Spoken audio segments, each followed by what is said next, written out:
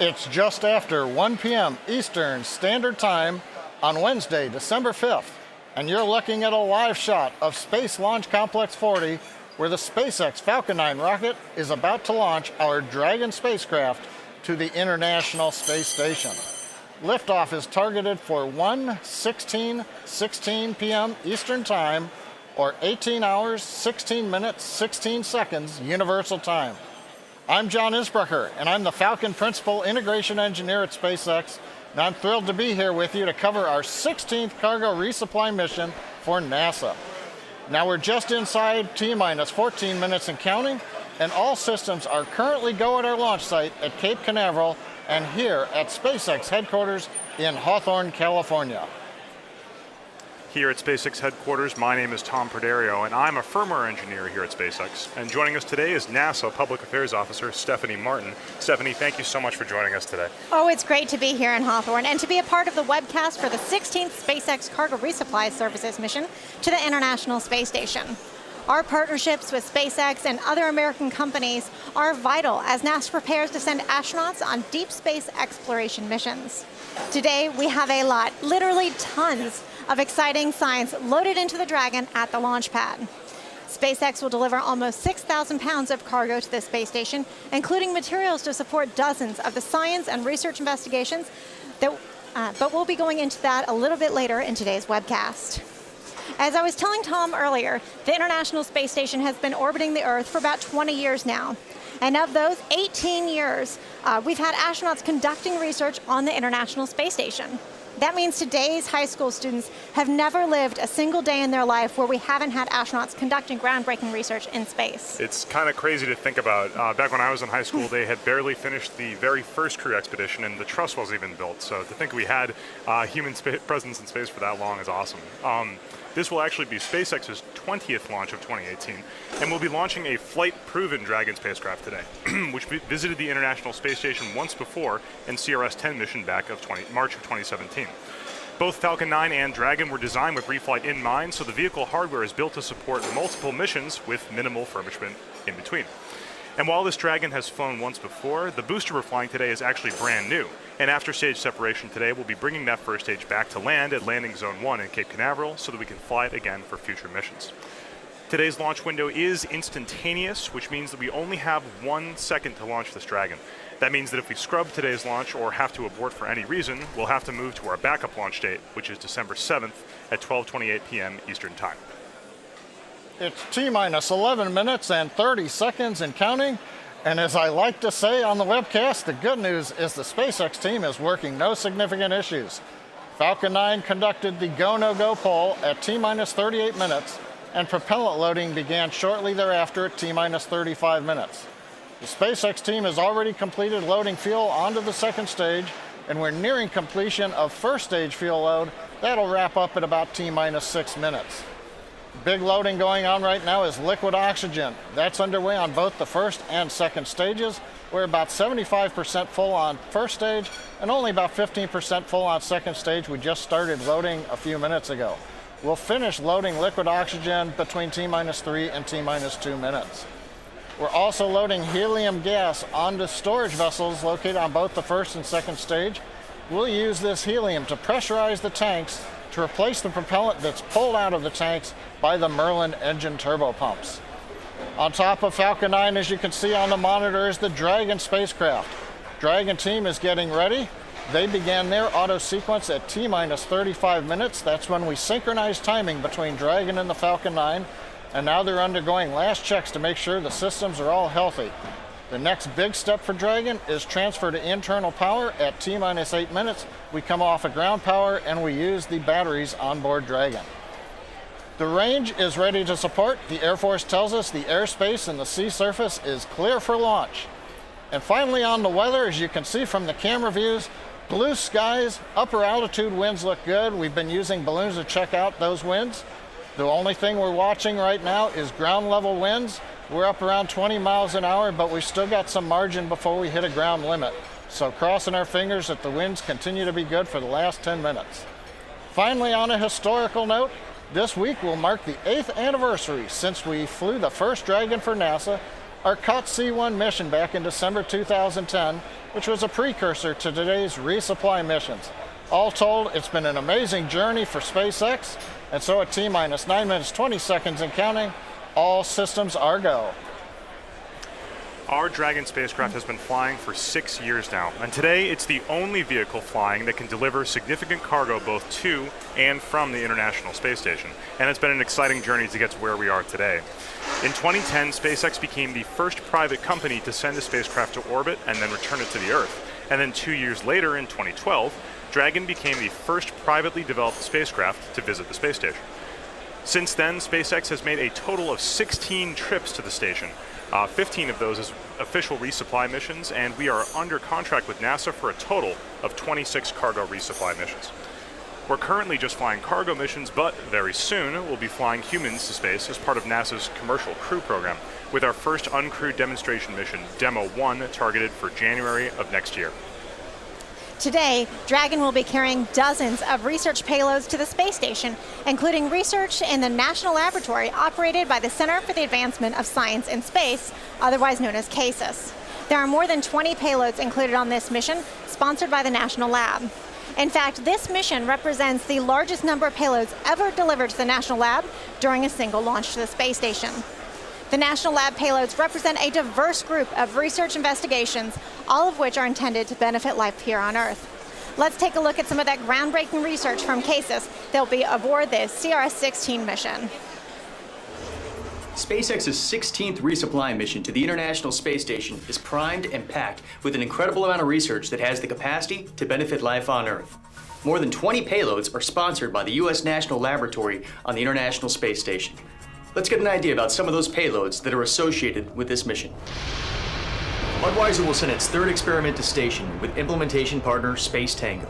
This payload will examine the steeping, germination, and kilning processes associated with malting barley. Results from this research could help the company develop new malt barley varieties that are more tolerant to extreme stress environments. Corrosion can lead to inefficiencies in products and cause costly damage. In an experiment to study corrosion-causing microbial biofilms on Earth and on station, Nalco Champion will monitor the rate of microbial corrosion as a function of cell density and activity.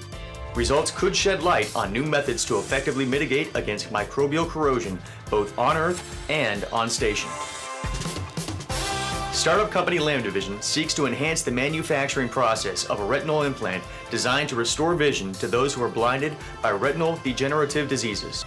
The implant consists of multiple layers of a light-activated protein, and production in microgravity could improve overall uniformity and the stability of the multi-layer system. Earlier this year, the ISS National Lab partnered with Marvel Entertainment for the Guardians of the Galaxy Space Station Challenge. Hundreds of students submitted flight concepts based on the physical characteristics of Rocket and Groot from the Guardians of the Galaxy. And 2 projects were selected that will launch on this mission. One student experiment is looking at aeroponic farming, and the other at a dental glue that is activated by UV light. Sepsis, or systemic inflammation, is usually caused by exposure of an open wound to contaminated sources and is a costly healthcare burden. Timpanogen seeks to leverage microgravity to improve the process of antibiotic release from a novel patch they have developed to treat wounds and reduce the occurrence and severity of sepsis. This launch represents a diverse mixture of science that has the capacity to benefit life on Earth while leveraging microgravity. To learn more about all of the payloads associated with this mission, please visit issnationallab.org and go Dragon.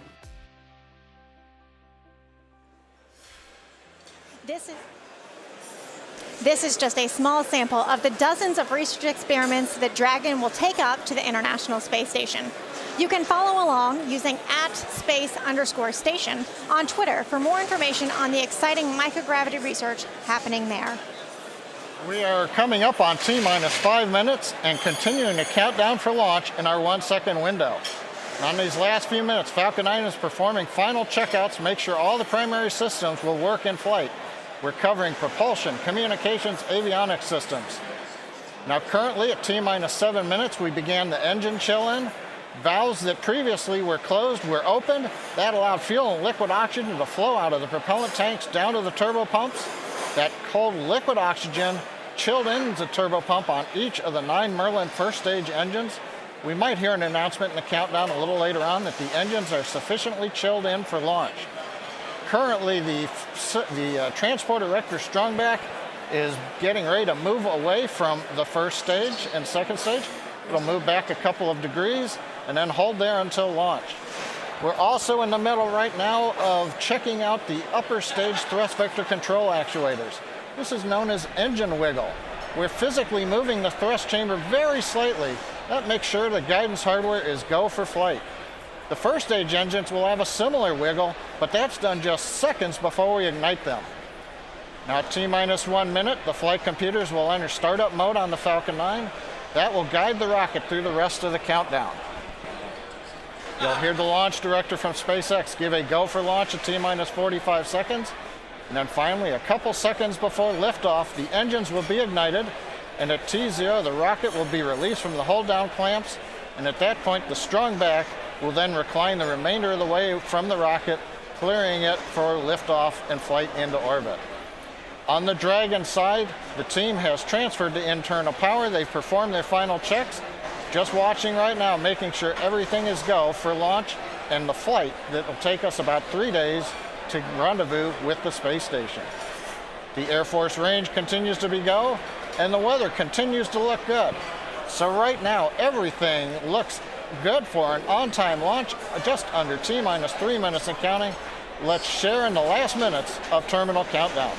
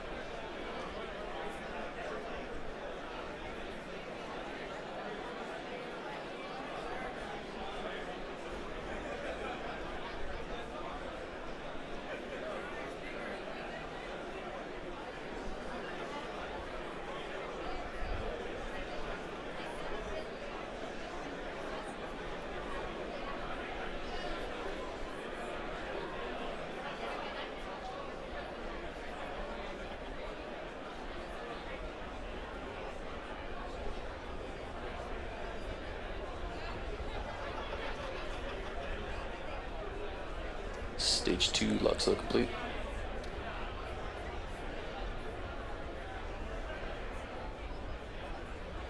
Vehicles on internal power.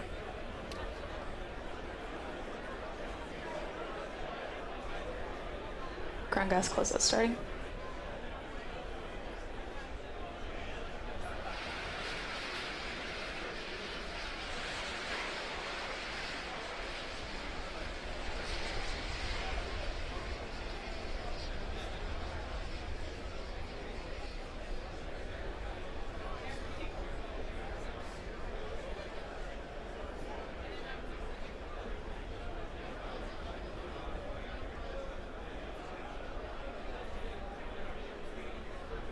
Ground gas closeout's complete.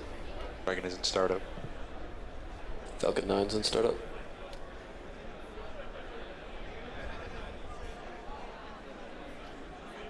Stage 2 preps for flight. Go for launch.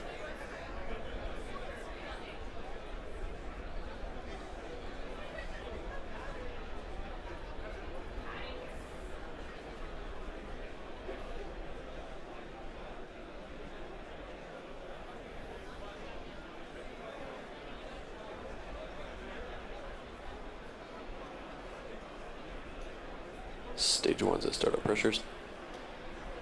Minus 15 seconds. And Falcon 9's configured for flight.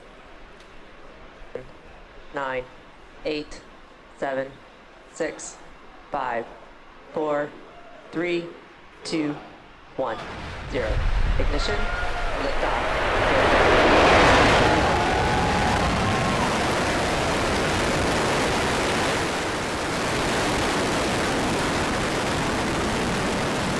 Vehicle is pitching down.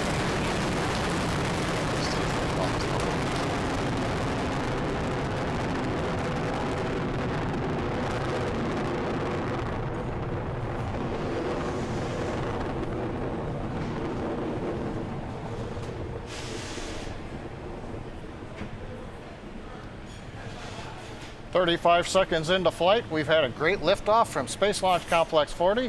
Falcon 9 powered under the thrust of 1.7 million pounds. We're coming up on throttle bucket, preparing for maximum dynamic pressure.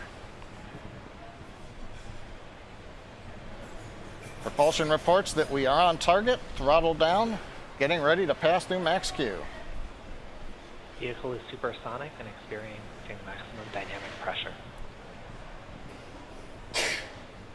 We're passing through the range where aerodynamic loads are greatest on Dragon Falcon 9. The Merlin engines are now throttling back up. Propulsion reports the first stage systems are nominal. Great views from the cameras here. The blue skies, a nice daylight launch, showing Falcon 9 with Dragon headed downrange.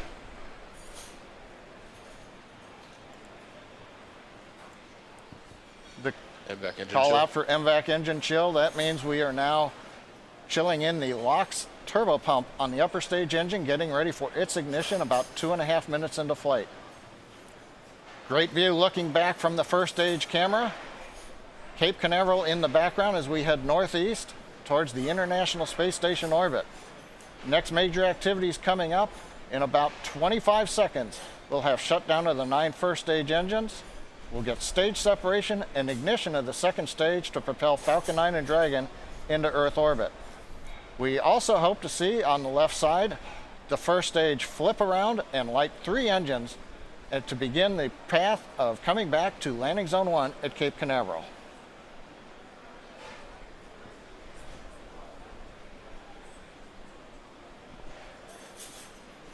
Nico.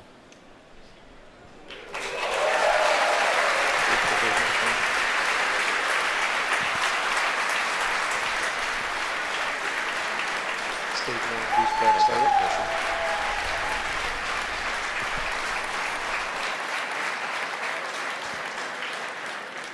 Successful stage separation, ignition of the upper stage engine. We've also seen the first stage has done its flip maneuver and the boost back burn has begun. We have lit 3 engines on the first stage. That's reducing the forward velocity and will be bringing it back towards Cape Canaveral. Shutdown of the boost back burn is coming up in about 10 seconds.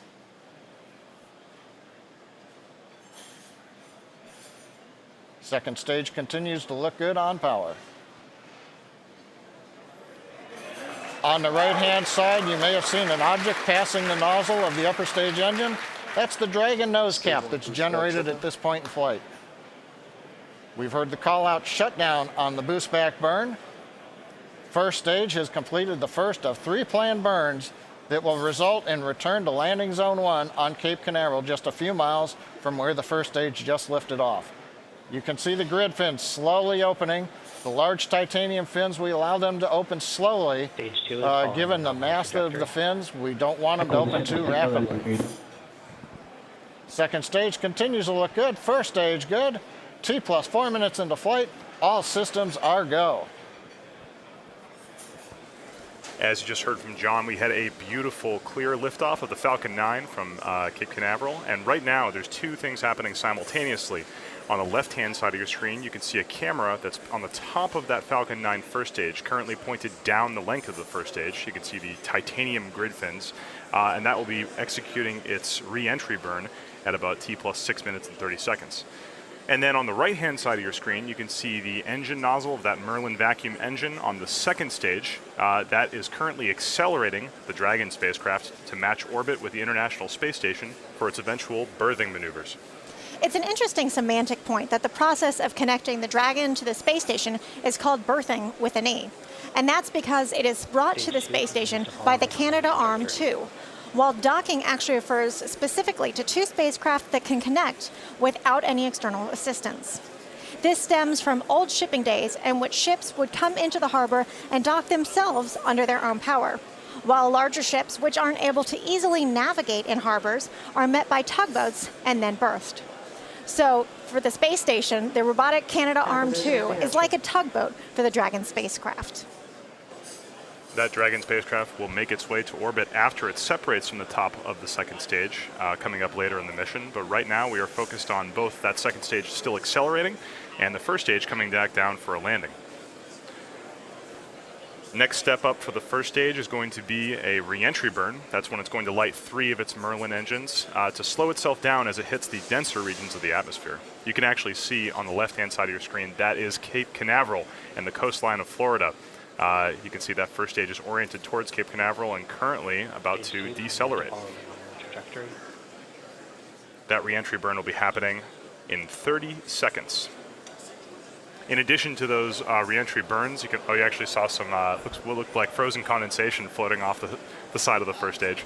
In addition to those burns, the first stage also uses those titanium grid fins to control itself, and cold gas thrusters, which are those bursts of air you can see periodically issuing from that first stage. Let's watch the re-entry burn happen in about 5 seconds.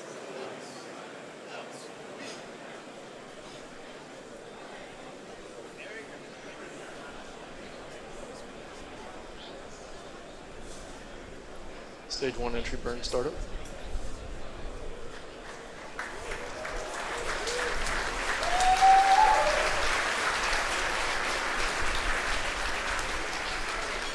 You can see all 3 of the 9 of those Merlin engines light up right now, executing that re-entry burn and slowing that first stage down. Stage 1 entry burn shutdown. And we just heard the call out for an entry burn shutdown. Landing burn will begin. That's the next phase of landing at T plus 7 minutes and 35 seconds. We currently have an unbelievable view of Cape Canaveral from the bird's eye view. It is absolutely amazing. I've been at Cape Canaveral for these landings before where you can feel those sonic booms in your chest. It is just so exciting along the Space Coast.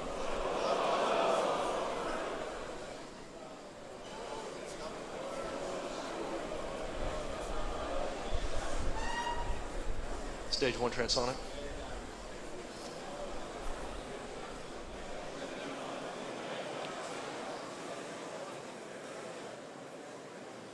Stage 1 landing burn startup. Stage 2 continues along the nominal trajectory. Right now, Stage 2 is currently on a nominal trajectory. This is the primary mission to get that Dragon spacecraft into orbit.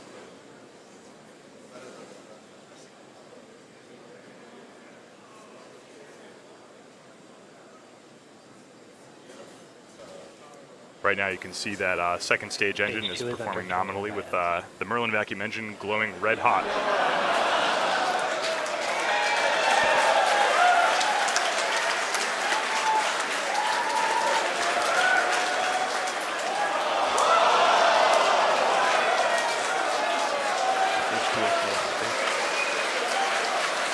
Landing operator Dimitri filling out to a site rep and we can continue to super window.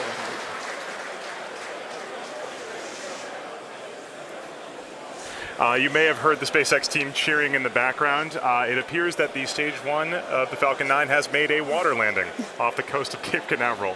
Still waiting on exact word for what happened there. Just a quick reminder, the primary mission today is to bring the Dragon to the International Space Station. Right now, that mission is going spectacularly. All telemetry from Stage 2 looks nominal, and it looks like we are approaching a good orbit. Waiting for confirmation on that soon. Now the Dragon spacecraft is set to arrive at the International Space Station in just a few days, where our astronauts will be conducting that groundbreaking research that it is carrying up. And right now we did have confirmation of a good orbit from that second stage with the Dragon. Right now the next phase of the mission is going to be Dragon separation from the top of the second stage. We'll be able to see, you can actually see on your right-hand side of your screen, that's a view inside the trunk, the unpressurized cargo section of the Dragon. And I believe you can actually see some of the science experiments that are in the trunk right there. It's an exciting capability for the Dragon trunk to be able to store unpressurized cargo and take that up to the International Space Station. It's a very unique capability. And there it is. You can see the successful separation of that Dragon spacecraft from the top of the second stage. The trunk is open to the bottom. It's an unpressurized spacecraft, and I believe those are the 2 science experiments we're currently going to be mounted on the outside of the International Space Station. But yeah, so the next, Dragon still has a long way to go. The next phase of its mission is going to be extending the solar arrays. So you can actually see on your screen there's 2 kind of bumps on the side of that trunk, Those are the folded up solar arrays, and in I believe at 12 minutes and 30 seconds, those solar arrays are going to extend and unfurl so that the Dragon can start harvesting solar power and make its way the rest of the way to the International Space Station.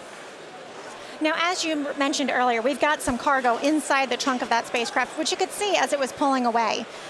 We have two different experiments. The first one is the JEDI spacecraft, and that's JEDI with a G. It stands for the Global Ecosystem Dynamics Investigation. The JEDI spacecraft will actually measure and create 3D maps of Earth's tropical and temperate forests. These measurements will help scientists determine how much carbon is stored in the world's forests. Also inside Dragon's trunk is the Robotic Refueling Mission 3, known as RRM-3. The investigation will demonstrate technologies to store and transfer liquid methane, a type of cryogenic liquid, in space for the first time. That will help NASA develop capabilities to service and refuel spacecraft in orbit set for long-duration space flights. And obviously, we here at SpaceX have an interest in long-term duration space flights for our eventual plans to send humans to Mars. So all of this research helps us, and we're excited to help NASA bringing that research up to the International Space Station. Like I was saying earlier, we are currently waiting for the Dragon solar array deploy coming up in about 30 seconds, 30 or 45 seconds. Those solar panels are covered by shrouds on the side, carbon fiber shrouds. And so we might be able to get some video, hopefully, of those shrouds popping off and those solar arrays extending. Shortly after the solar array deploy, we won't see this, but the next step for Dragon is to open its GNC bay door. That stands for Guidance, Navigation, and Control Door. It's sort of like Dragon opening its eyes, exposing its sensors to space so it can find and lock onto the station and make its way the rest of the way towards the ISS's orbit. And as you can see right there, that is a confirmation of Dragon's solar panels deploying from the side of that trunk. This is excellent news. It means that Dragon is now able to power itself all the way the rest of the way to the space station. Dragon is now on its way to the space station. When Dragon arrives in just a couple of days, the spacecraft and the space station will establish a direct communications link, and then Dragon will slowly approach, pausing at several checkpoints to ensure that everything is still going as expected. Eventually, as Dragon approaches closer and closer, the European Space Agency astronaut Alexander Gerst will reach out and capture the Dragon. Next, ground commands will be sent to Mission Control, or from Mission Control in Houston, for the space station's robotic arm to reach out, rotate, and install it on the bottom of the space station's Harmony module. Well, 13 and a half minutes since liftoff when that entire rocket was at Cape Canaveral. We had some great views. The weather cooperated today. The ground winds weren't too high. We were able to launch right out the opening of the window. You saw ascent, great stage separation. We did get some great views of the first stage and the grid fins coming back, but as you heard from some of the background noise and comments, the first stage did land in the water. Now the good news is we've got a lot of telemetry from it, so we'll be able to understand what happened and work to improve reliability as we always do here at SpaceX. Second stage went into great orbit. It was really precise. Dragon you saw separate, and now the solar rays coming out. All told, another great day for SpaceX and NASA. Dragon's arrival, capture, and installation to the International Space Station will be streamed live on Saturday, December 8th on NASA TV and on SpaceX.com/webcast. Dragon will spend about 5 weeks attached to the space station before returning to Earth with cargo and research. Please follow NASA and SpaceX on our social media pages for ongoing updates. I personally will be covering that early morning grapple and capture, so please tune in for that on Saturday morning. And please, thank you to NASA, the range, the FAA, and you, the viewer, for tuning in. We greatly appreciate your support for these launches. Until next time.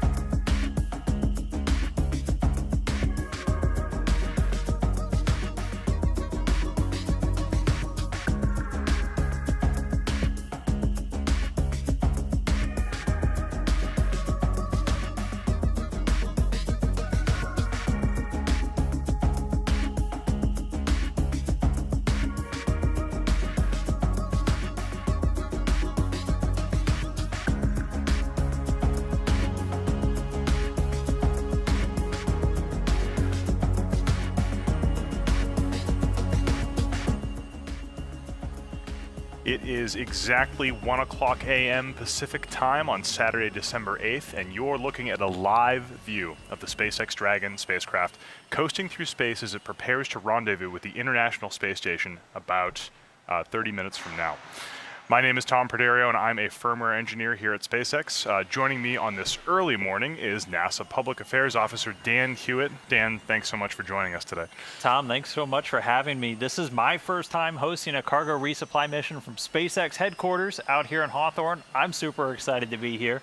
Kind of one of the coolest parts of my job supporting the space station is traveling to locations all across the globe where the action's taking place, and it's a privilege to add SpaceX headquarters to the list. In case you missed it, Dragon launched aboard a SpaceX Falcon 9 rocket earlier this week on Wednesday, December 5th at 1:16 p.m. Eastern.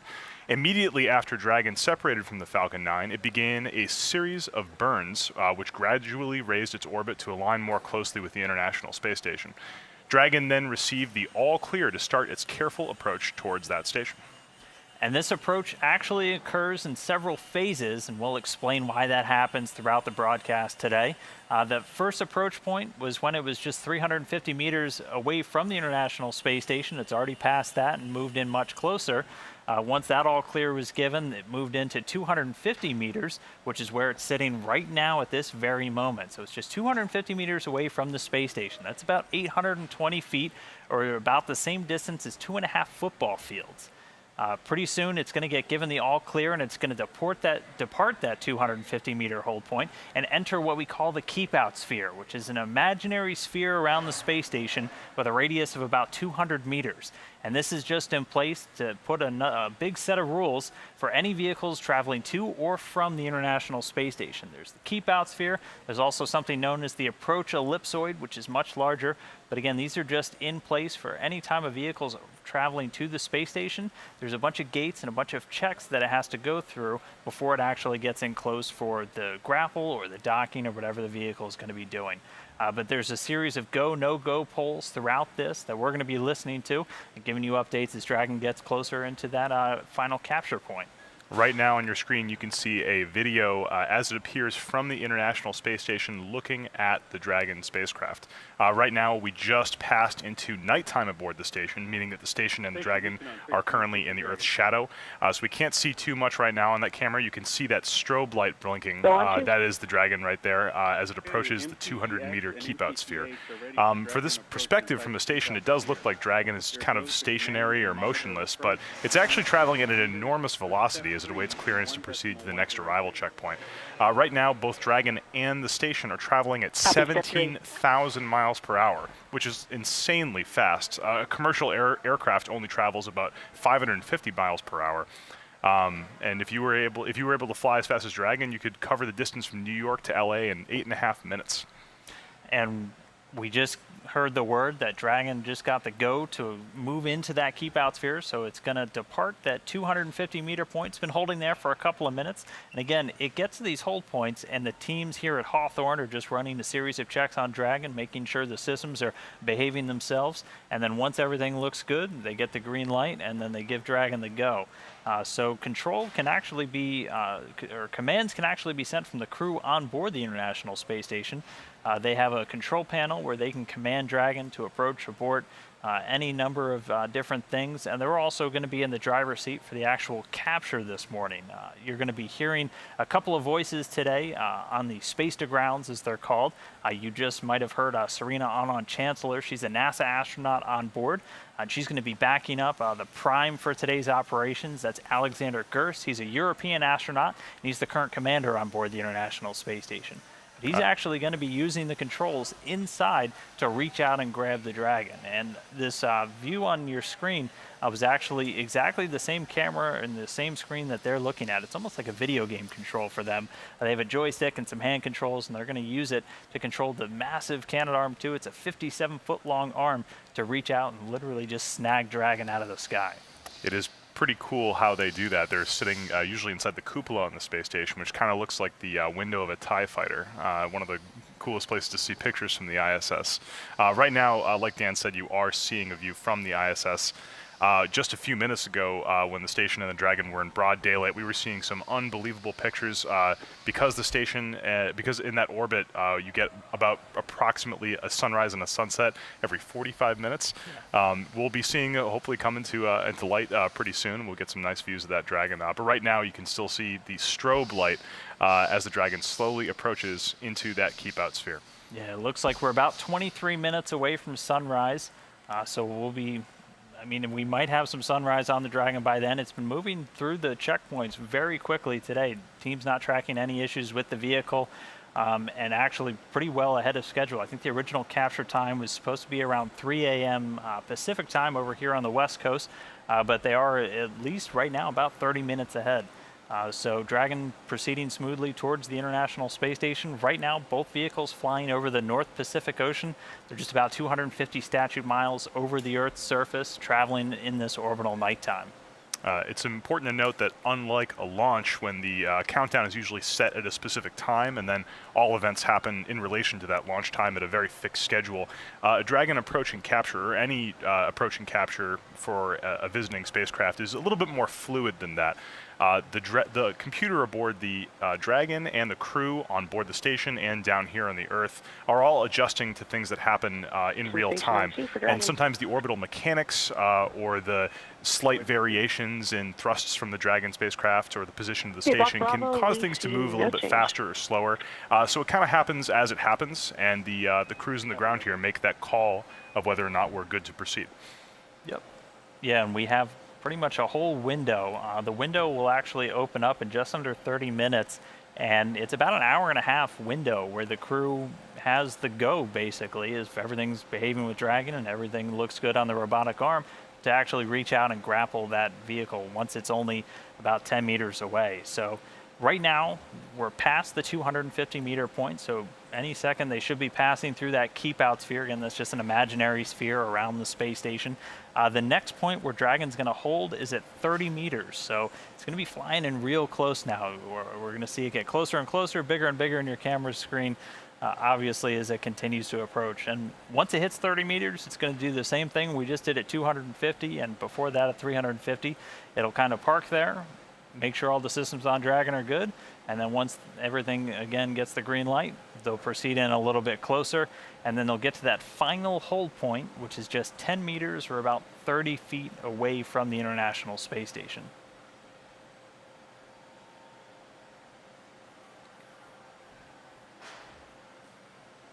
To give you a size reference on how big that keep-out sphere is that we're now approaching, it's about the size of the Eiffel Tower as the radius of a sphere all the way around the ISS. So you can imagine a giant sphere about the size of the Eiffel Tower. It's pretty big, but in terms of space, in terms of the orbital mechanics, it's not that far away. Yeah, distances in space are incredibly deceiving. I mean, the International Space Station and Dragon right now are traveling at 17,000 plus miles per hour. And Dragon just, within the last couple of hours has closed the gap tremendously to catch up to the International Space Station. Distances are very deceiving whenever you kind of look out the window, especially if they're in that cupola module. The astronauts can see for hundreds of miles in every direction and around the Earth's surface. And they're flying over it so quick. I think they cover a little over 90% of all the inhabited area on the Earth at some point or another during their orbits around the globe. So it's a fantastic outpost for not only looking back down at Earth, but also for looking out at the universe beyond. And it's just 250 miles above us, which is relatively close. You think about, your average car trip, that's 250 miles. That's a pretty short road trip. But actually getting 250 miles straight up, that's a much more difficult task. And that's kind of where the orbital mechanics plays in, is to get to the International Space Station, it's only 250 miles straight up, but you can't just go straight up there. Well, you could, but you'd just fall right back down again because of Earth's gravity. Getting into orbit is a little bit more complicated than that. We usually use something called the Newton's cannonball analogy to kind of explain why things stay up in orbit. You can imagine a cannon on top of a tall mountain, and if you shot a cannonball out of that at an average cannonball speed, you can imagine that cannonball just kind of falling back down to the Earth in an arc. If you fired it faster, it would go further and further and further. In fact, if you fired it as fast as you could over the horizon, it would kind of curve around the Earth and eventually hit. But if you could fire it exactly 17 or just about 17,000 miles per hour, it would go so fast, it would go past the horizon and continually fall all the way around the Earth, never actually hitting. And that's really what being in orbit is. It's just falling so fast that you never actually hit the Earth. And that's what the Dragon and the ISS are doing right now.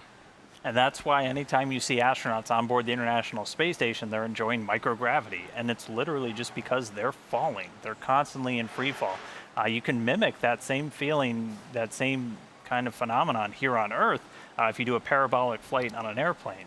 Some people call it the vomit comet. It's a very famous airplane where you can actually get that microgravity experience. But the thing about the space station that makes it unique is you're getting that for constantly. So you're able to do research in an environment completely alien to what we do here on Earth. You're able to do experiments where you can take gravity completely out of the equation. It also makes moving big things around like spacecraft a whole lot easier. And we've had a constant human presence in that space station for almost 18 years now, which is mind-blowing when you think about it. When I was in high school, this thing, they had barely finished the first expedition and built the truss, and now here we are with a continual human presence in space, thanks to the International Space Station. Keep-out sphere. You now have the authority to issue an abort if no comm with MCCH and light is outside of the corridor. Copy, Houston. And again, the voice you heard just there is NASA astronaut Serena Chancellor. She's the backup, or in the backup position for today's grapple, and she's assisting Alexander Gerst, who's actually going to be at the controls. So she's handling all the voice communications. She was just talking to the Capcom over in Mission Control Houston, over at the Johnson Space Center, my home base, where it's actually a little bit later in the day for them. Almost the morning. Yeah, it's almost the morning for them. It's still Friday night for us here out at Hawthorne. But you're going to hear her voice kind of throughout the procedures today. And again, the crew kind of in the driver's seat for all of these operations this morning. They're going to be the ones reaching out with that robotic arm and grappling the Dragon spacecraft once it's only 10 meters away. Once that's done, though, they actually hand control back down to the ground. And you can see those ground controllers in your screen right now. That's, again, the International Space Station Flight Control Room out in Houston.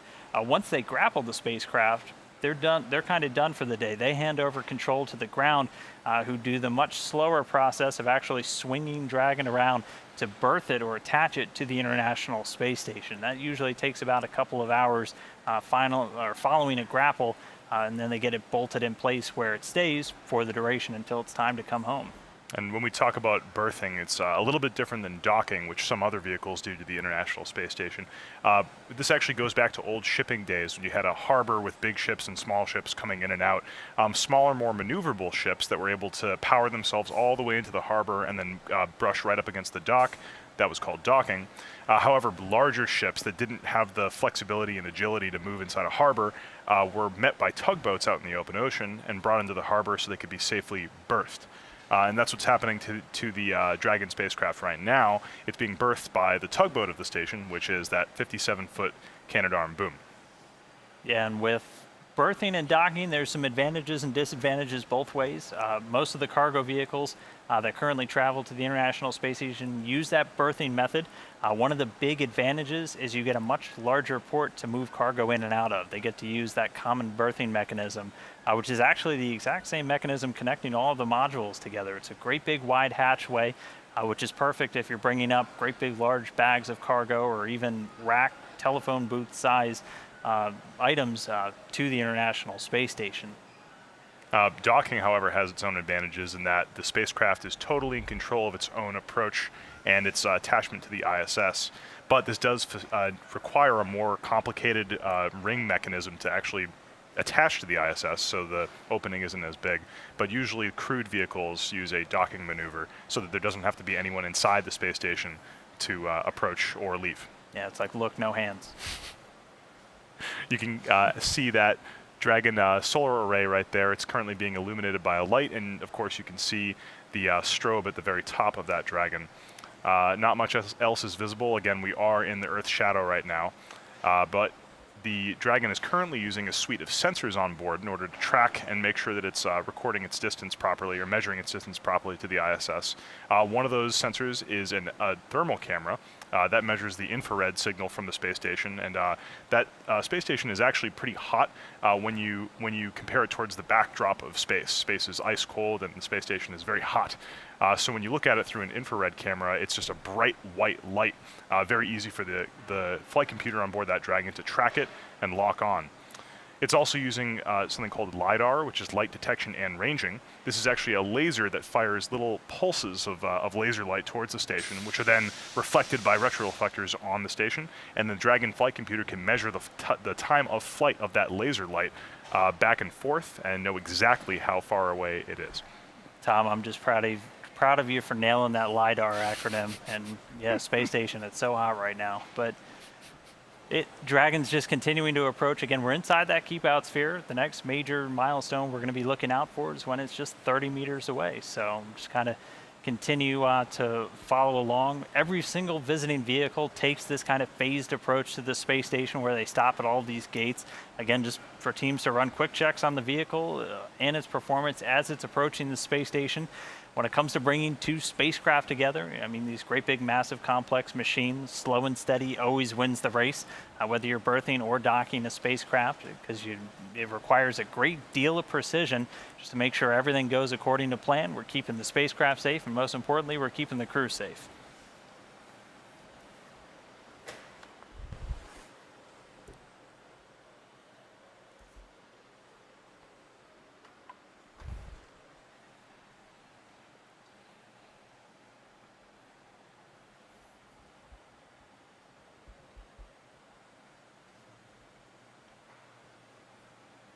Station on 2 for Block Bravo.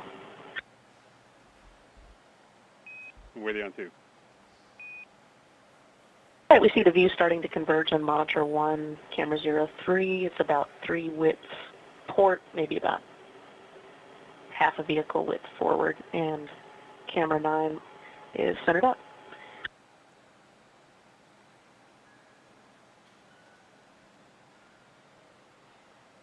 All right, copy that. Thanks. Nominal performance. And so as you just heard from that little quick exchange from Serena-On Chancellor and the Capcom down in Houston, they have an overlay graphic on the screen that we're getting a couple of camera views of every once in a while, this one right here. And there's an expected kind of approach of where Dragon should line up with some of the square and the circle in the middle of that overlay graphic. And so the crew members are periodically calling out what they're seeing. They have a camera set up that we're looking at right now, so teams in the ground can also monitor in just right alongside them. But she's making these call outs, and then they're going to check where Dragon's expected to be down on the ground. They're able to do that really quickly. There's somebody named a visiting vehicle officer in Mission Control Houston who then gets on the flight director loop and lets the flight director know the status of what the crew just relayed back. And as you just heard Serena call down, she gave the alignment of Dragon right now, and within just a couple of moments the visiting vehicle officer confirmed it was good, and Dragon continues to fly in even closer. The crew does have a control panel on board the space station where they can send commands to Dragon if they need to give it a command to approach or abort any of the above during these final phases of Dragon flying towards the space station. It's tough to see from this point of view right now, but Dragon does have its solar arrays extended. Right now it's obviously in the shadow of the Earth and there's no solar energy being harvested, but the arrays together with the batteries on board Dragon allow it to just kind of hang out in space. So if there is an abort for any reason, or we need to hold for any problems or anything we see in telemetry, Dragon can just hang out for a little bit. It's sort of a slow and steady wins the race mentality here for these visiting vehicles. Yeah, and we have that, again, that big capture window. So we have about an hour-and-a-half long block where Dragon will be, if it's at that capture point, the conditions are right, and they can actually reach out and capture Dragon. And that's just the first one. There's another one right on top of it about 5 minutes after this capture window ends. So a lot of opportunities to grapple Dragon this morning, but everything's going really smoothly so far with the spacecraft. They're actually pretty ahead on the timeline still. And it looks like they might get it there early. I think they know that they have some holiday gifts on board, and they're eager to get it there to the International Space Station.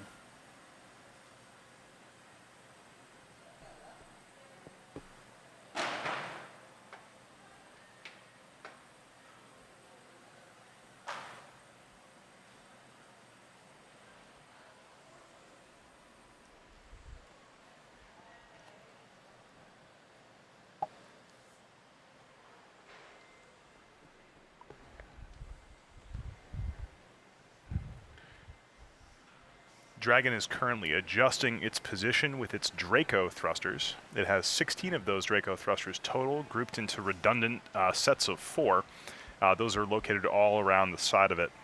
That Dragon, though it launches with the trunk on top of that Falcon 9 in kind of a forward-pointing orientation, it actually is capable with those 16 Draco thrusters of moving in any direction. The onboard Dragon flight computer uses algorithms to figure out exactly which thrusters to fire. And if we get some sunlight, we might actually see those thrusters firing. But of course, as we have been saying, it's a slow and steady operation. Those maneuvers are very calculated ahead of time, and there's no rush. So Dragon is slowly getting closer and closer to its target, which you can see right in the middle of your screen right here. That light is getting closer to the crosshairs, so it can get lined up for grapple. And we are right about 12 minutes away from sunrise, so we will be getting some light on Dragon in the not too distant future. So we should have some pretty good views of it once it's actually time for grapple. Again, if you're just joining us, Dragon is approaching the next hold point at 30 meters away from the space station. This will be the second to last one. It's moved through all of these different gates, and we're actually just hearing it's inside 100 meters, so it's less than 100 meters away from the space station. It's just about 300 feet. It's going to continue flying in until it's just 30 meters away. And then it's going to pause, and we'll do all the quick checks again. And then they'll get the go to move in even closer. And again, the final hold point will come when it's just 10 meters away, and that's when it's actually close enough for the Canadarm to reach out and grab it. And that's all done by controls with the crew on board the International Space Station, specifically Alex Gerst, the current station commander, is the one who's going to be driving the train today. And he'll actually reach out and grapple the Dragon on a very specific point, a grapple fixture on the vehicle. And once the arm has that initial contact, a series of snares kind of draw the vehicle in, and then it has a firm hold on the Dragon spacecraft.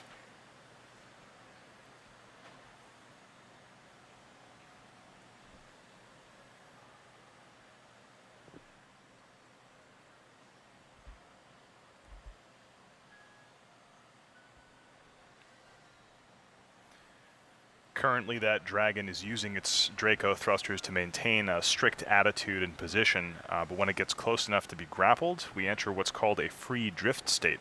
That means that we just turn off those algorithms that hold it at a very precise attitude, and then let that Canadarm grab onto those snares.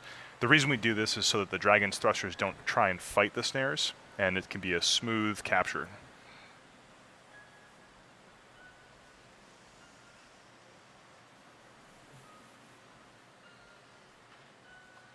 And again, once Dragon's captured today, control will actually get handed over to the folks on the ground over in Houston to attach Dragon to the space station.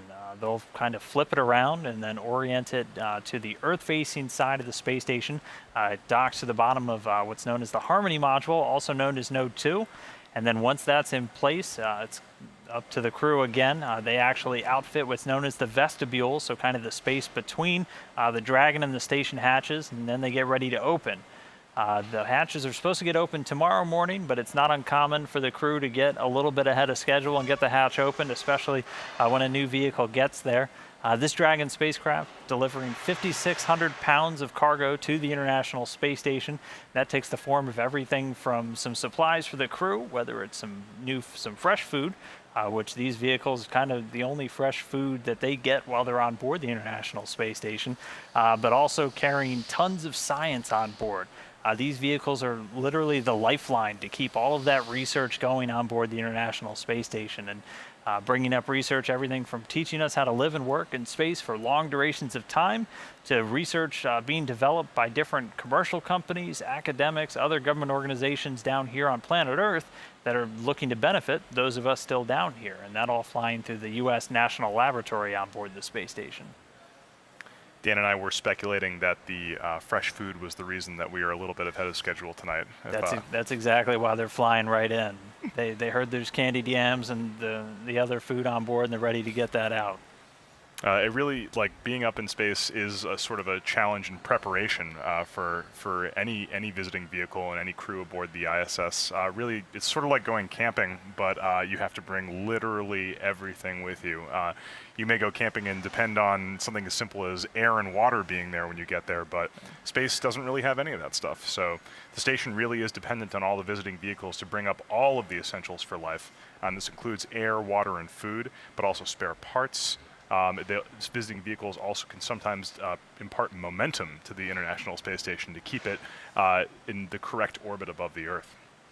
Yeah, this vehicle in particular actually is bringing up some air for the crew. It's flying 2 oxygen tanks. They're what's known as NORS tanks, nitrogen-oxygen recharge system. They're these large tanks that carry up liquefied either oxygen or nitrogen.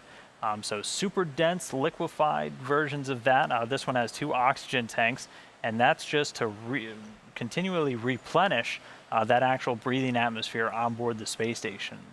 A lot of the life support systems on station are designed to basically recycle what you have up there. So since you have to bring everything with you, it makes life a lot easier if you can just keep using it over and over again. So everything from the air to the water, we recycle a lot of it. The water is one that always kind of blows people's minds. We like to say that the astronauts, for them, today's coffee was yesterday's coffee because they're actually recycling everything, all of their urine, sweat, just condensation in the air, all of that gets fed into a recycling system, and we're actually able to reclaim in excess of 90% of all of the water on board the space station. And that's really good. That's, I mean, miles ahead of where we were even in terms of technology at the beginning of the space station, but that has to get even better before we can go to a place like Mars, where you know, everything has to be more reliable, and every pound you bring up is precious. So the more you can recycle, the much better of a mission structure you'll have, and that's where the International Space Station comes in for us. We're developing all of these technologies, we're testing them right now for extremely long periods of time. We're shaking everything out and making sure it works and building the new stuff so we can start sending people even further than we've ever gone before. Having a continuous human presence in space is critical for those long duration missions that are coming up, especially as we look onto Mars, into returning to the moon and even other planets in the solar system, other bodies in the solar system. That research that the ISS is doing right now is critical to advancing those technologies so we're ready for those long voyages. There's actually a really interesting payload in Dragon's trunk that's coming up on this. It's called the Robotic Refueling Mission 3. This is the 3rd phase of this. It's been ongoing for a while, and it's a NASA payload that's testing just that refueling, specifically refueling of spacecraft and satellites while they're in space.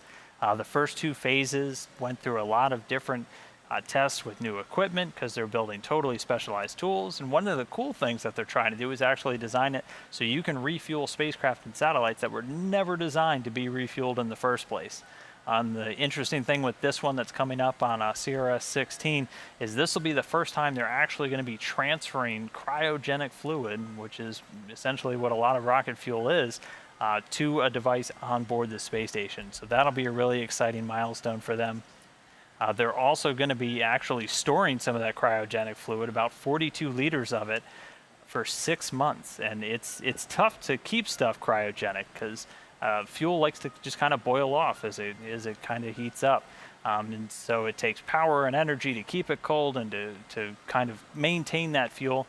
So that's one of the things it'll be doing. But that has big implications for everything from just refueling satellites around our planet to refueling spacecraft around the moon on their way to Mars, all of the above.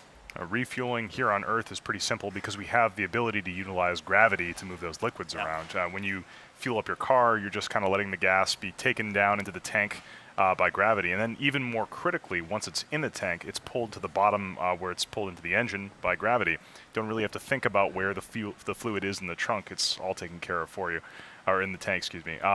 But in space, in a zero-G environment, that fluid just tends to float around within the tank. Yeah. It's a challenging engineering problem to make it such that the fluid gets to a place where it can be used properly by the engines.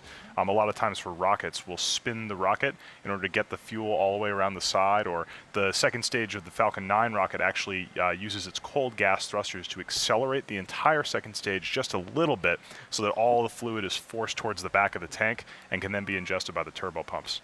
So these are all important engineering problems that need to be solved for in-flight refueling on longer missions. And just a quick status update, we're getting closer and closer again. Our next hold point is going to be at 30 meters. Right now they're about 68 meters away from the space station, so just continuing to close in. If you're just now joining us, we're well ahead on the timeline today for the grapple. Dragon's closing in on that 30-meter hold point, which will be its next kind of pause where it'll camp out. We'll run some checks here in Hawthorne, just make sure all the systems are still good, and then they'll go to move into that final capture point. The capture point is just 10 meters away from the space station, and then it's over to the crew on board. And it's going to be Alex Gers, the European Space Agency astronaut and the current Expedition 57 commander, who's going to be at the controls today, and he's backed up by Serena Chancellor, a NASA astronaut. We'll hear her voice periodically coming over those space-to-ground loops, talking to the teams down in Houston.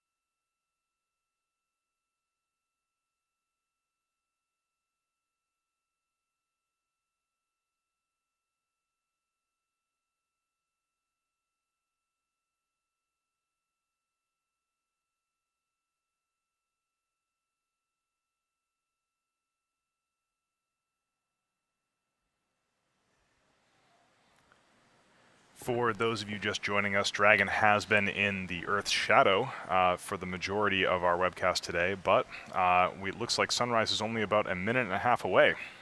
So hopefully we'll get some nice sunlight views of Dragon as it gets closer and closer to the International Space Station. Yeah, we should have some great lighting conditions for that actual grapple, so it's always cool to see Dragon just kind of flying there real close to the space station, the clouds or the ocean or wherever we're flying over, flying down below as both vehicles are traveling in excess of 17,000 miles an hour. It kind of gives you a holistic view of everything taking place, and it's always pretty mind-blowing to see two spacecraft that just a couple of days ago, one was on the ground, one was flying, a few hundred miles above. All of a sudden, they're right next to each other. It's always incredible. It's always very humbling to see this stuff happen. But it's been slow and steady so far. It's actually been ahead of schedule so far. We were originally expecting to grapple around 3 a.m. Pacific time, but they've been about 30 minutes or so ahead. Not tracking any issues with the vehicle. The teams in Houston on the left there and Hawthorne on the right working in tandem for all of these operations this morning as Dragon just gets closer and closer. We're still waiting for it to arrive at that 30-meter point, which will be our next hold. That should be there within the next couple of minutes or so. On your screen right now, you can see. You just did see those two mission control centers, one inside NASA headquarters and one at SpaceX headquarters. And there is a view of the Dragon finally coming into the sun. This is a view from the end of the Canadarm as it looks towards the Dragon. Just describing what you can see, that those are the Dragon solar arrays on the side of the trunk, and right in the center of the pressurized capsule is the avionics bay.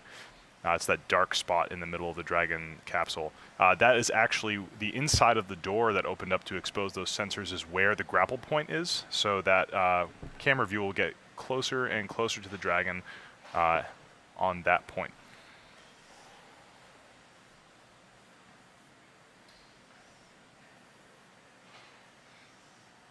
But those guys at NASA headquarters are there 24/7 usually, supporting all the human activities aboard the space station. Yeah, at the Johnson Space Center in that room, you have people 24 hours a day, 365 days a year, and that's been the case in that room for a little over 18 years now. As long as there have been people on board the International Space Station, which the first one showed up in November of 2000, you've had people on the ground supporting them, because the people in that room are the ones who are actually flying the station right now. I mean, for pretty much every system on board, there's a console in that room controlling it. Everything from which way the solar arrays are pointed to what the temperature is inside the vehicle. They actually control the thermostat at the Ethos console, who does all the life support. And so they're in that room flying the International Space Station, supporting the crew on board, and then working with control centers all around the globe. We have control centers with all of our international partners in Canada, in Europe, in Russia, and in Japan, all supporting their different modules and equipment on board the International Space Station, and then also obviously working in tandem with control centers from our spacecraft providers like SpaceX, like we're doing this morning. The guys and girls at the SpaceX Command Center are not there 24/7, but whenever a Dragon spacecraft is in orbit, it is constantly manned, and we always keep track of exactly what the Dragon is doing.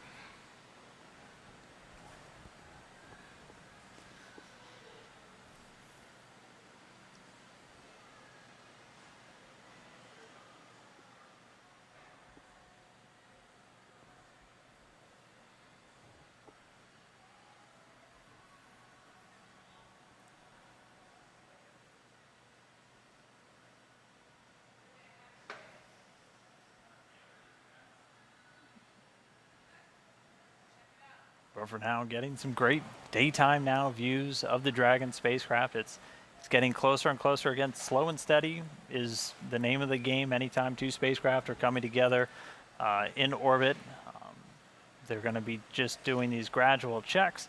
And then once it's time to grapple the vehicle, that view on the left there is actually a camera right at the end of that robotic arm. And we're going to see that hone in right on that grapple fixture on Dragon. And that's going to be under the control of the crew members on board, specifically European astronaut Alexander Gerst, who's going to be controlling the arm today. And we'll be hearing NASA astronaut Sabrina Chancellor on the space-to-ground loops. She's right next to him, backing him up for all of these operations. And then one of the new arrivals on board the space station, NASA astronaut Ann McClain, is also going to be kind of riding side saddle today with the crew. She's just been on board for a couple of days now. It's her first time ever in space.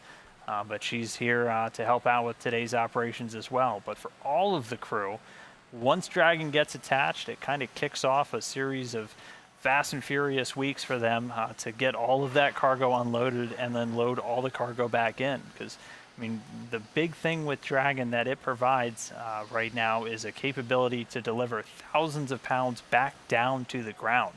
And that's a great capability for a lot of the researchers who want to get their experiments back as quickly as possible and then do all the processing down on the ground. And it's currently the only cargo vehicle in the station suite of vehicles that has that capability. So once they open up that hatch, it's pretty much no time off for them, where they're busting through a whole bunch of different science experiments that are also going to come back down on the Dragon, taking all the cargo off that's staying and then loading all the cargo back on that's going home.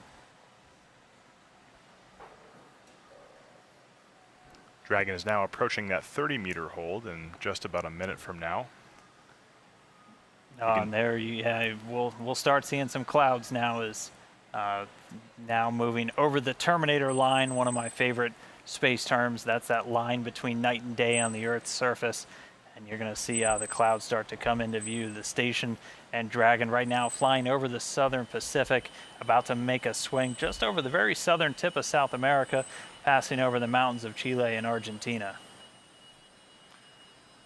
We're getting a good look at the Dragon spacecraft right now. That door that seems to be open towards the bottom of the pressurized module is the GNC bay door, or the guidance, navigation, and control bay door. That's where all the avionics and sensors of the Dragon are able to see out past the heat shield, or the heat shielding.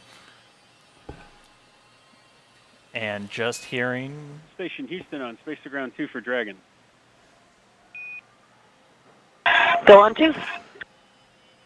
All right, the Dragon is at the 30-meter hold. We are performing our assessments on the ground, and we'll let you know shortly when you are go to proceed with step 4 in 1.102.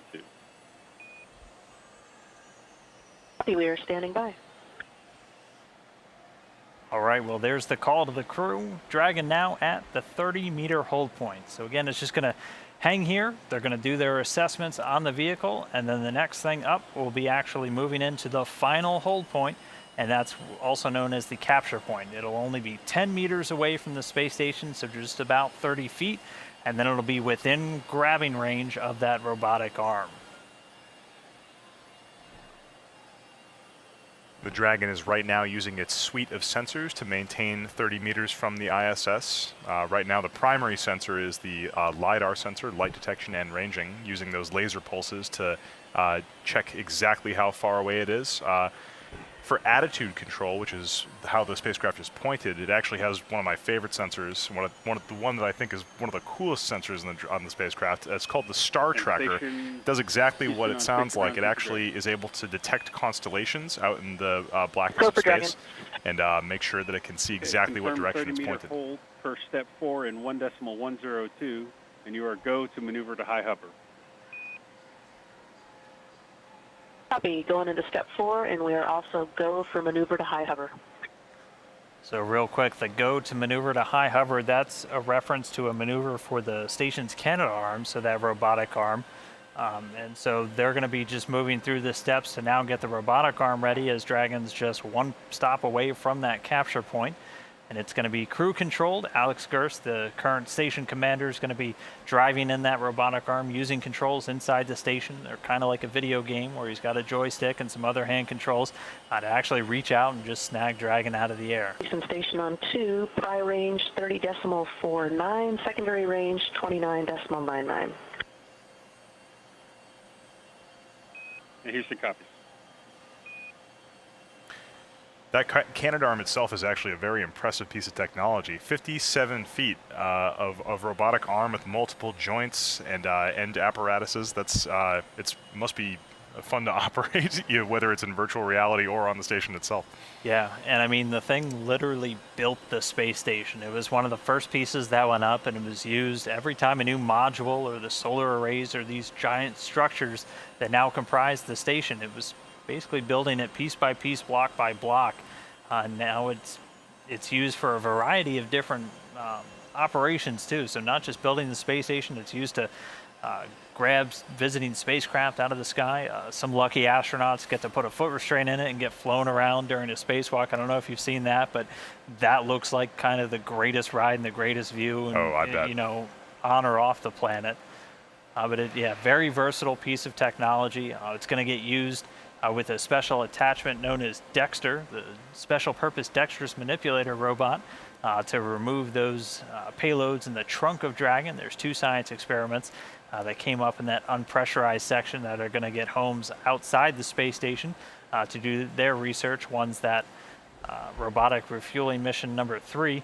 The other one has a much cooler name. It's the JEDI, standing for the Global Ecosystem Dynamics Investigation. That's going to be doing some laser ranging observations of the Earth's forests, specifically looking at kind of how much carbon is stored in vegetation down on the Earth.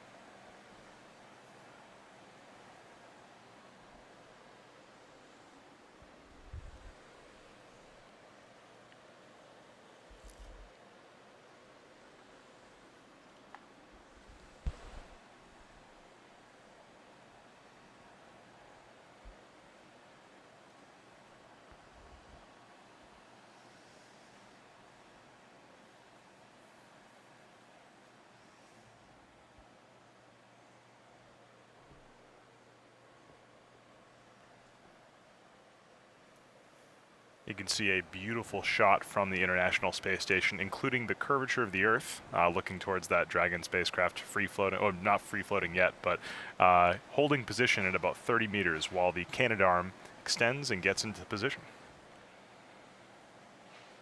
Yeah, right now they're working to finish configuring that robotic arm. Once it's in the right position, it sounds like we'll be just about ready to depart this 30-meter point and then just fly into that final hold point, the capture point, at just 10 meters away. Yeah, this is a great view. There's a number of cameras on the outside of the International Space Station, some in HD nowadays, some in SD. This, again, if you're just joining us, that was a camera on the end of the robotic arm, but here's a great HD shot of Dragon looking right down at the Earth below. The ISS and the Dragon are currently flying over the tip of South America. It looks a little cloudy down there right now, so we can't see any land features, but we might be able to see some as it gets to less cloudy portions of the globe.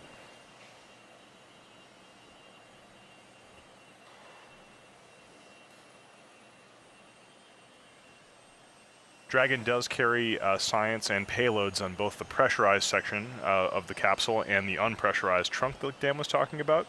The reason we do this is because while the station does have airlocks on it, they're not exactly the largest openings in the space station. So if we have large experiments that are easier to just take up in the vacuum of space, it's easier to use that Canadarm to just grab them right out of the unpressurized section of the trunk and mount them on the external surfaces of the space station.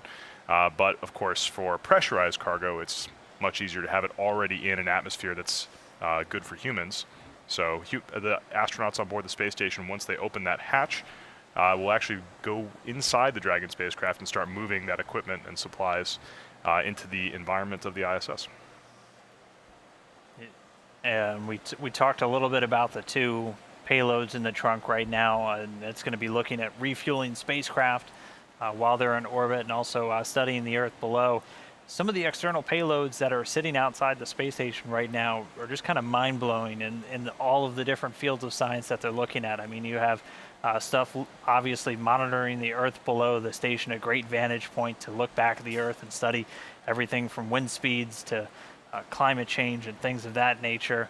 But we also have payloads actually on the space station right now looking way out beyond. You have things like the Alpha Magnetic Spectrometer, which was delivered on one of the final shuttle missions looking for the signs of dark matter and the origins of the universe. And there's another payload that was one of my favorites that Dragon delivered that's actually looking at different stars throughout the galaxy and is actually developing a means to use specific stars known as pulsars. So stars that emit giant visible or in different wavelengths of radiation, and they're actually trying to develop a means to use these pulsars to develop basically an interstellar navigation system. So I mean, this is something that's just so forward-reaching, it's unreal to think about that. Like, that is up there right now, mapping the cosmos for us to eventually, you know, fly around in. So it's just really cool that research is taking place right now. Those pulsars are like the lighthouses of the universe, Yeah. sort of just constantly emitting their own signature. And definitely would be almost science fiction-like to have a universal navigation system based on that.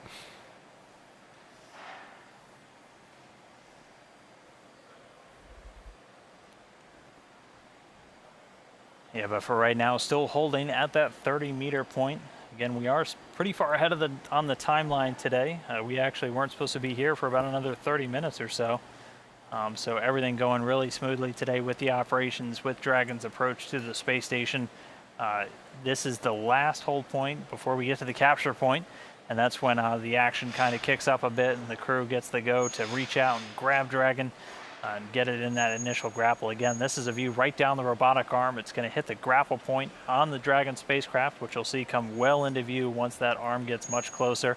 It'll get that initial grasp, and then a series of snares will kind of pull it tight, and it'll have a firm hold on the Dragon spacecraft. And then the crew gets to hand over to the ground to do the much longer task of actually maneuvering it and bolting it to the space station. That typically takes a couple of hours. But they'll get that done entirely from the room down there in Houston. So that's always kind of surreal to think about too. you're sitting in a room in Houston commanding an arm on a spacecraft potentially thousands of miles away from you. Moving at 17,000 miles per hour. Moving a giant spacecraft that it's attached to. So it's pretty crazy what these flight controllers are able to do and what we're really able to do in space today.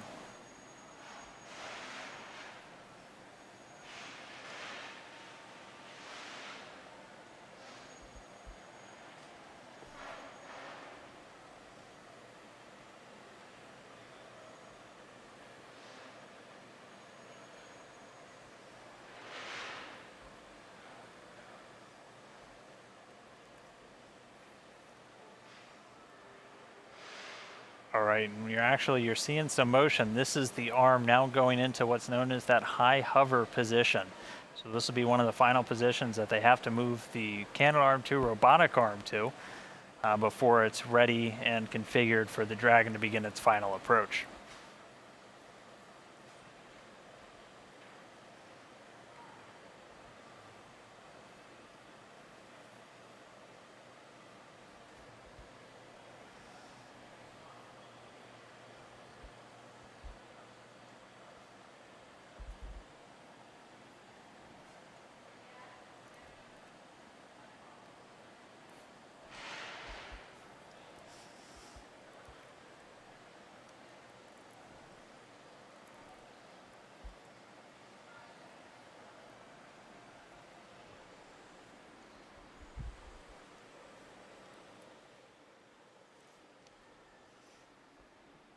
Dragon and the ISS currently moving out into the open ocean of the southern Atlantic.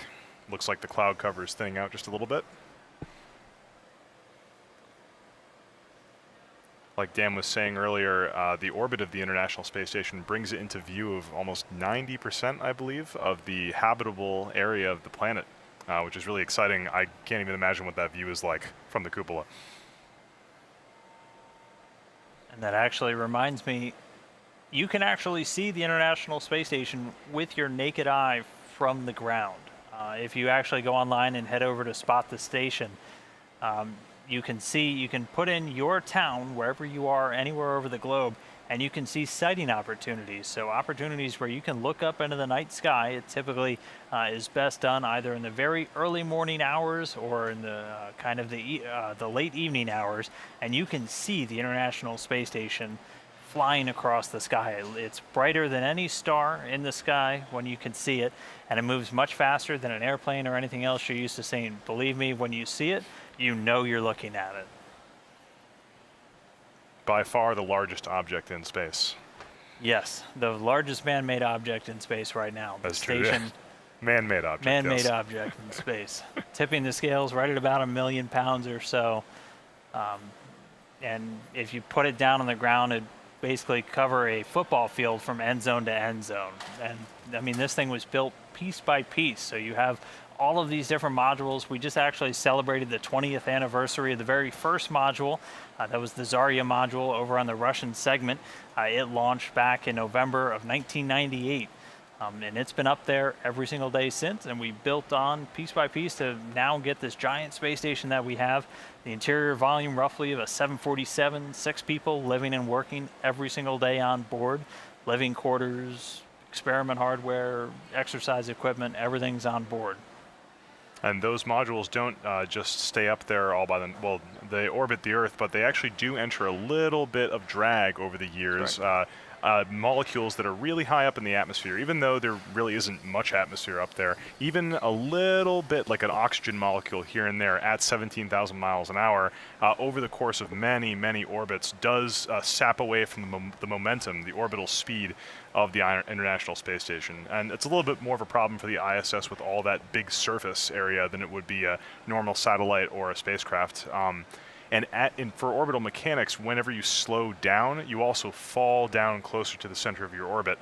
In order to keep the International Space Station exactly where we want it in the orbit, it has to be periodically raised up in raising maneuvers. And this can be accomplished by either visiting vehicles or one of the engines on the International Space Station itself.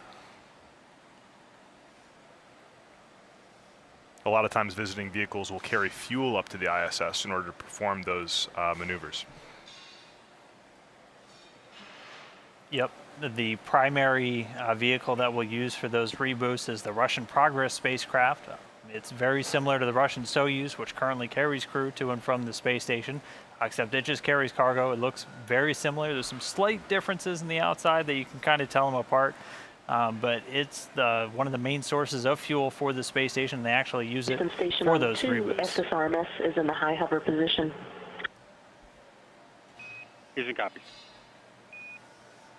All right, and just there, NASA astronaut Serena On Chancellor confirming the Canadarm2's in that high hover position, so you can see it's kind of swung around, and now it's looking straight on to that grapple fixture on the Dragon spacecraft. So with it now in the right position, we should be getting the call momentarily for Dragon to begin its approach one more time from that 30-meter hold point where it's been camping out, and then it's going to move into the capture point just 10 meters away.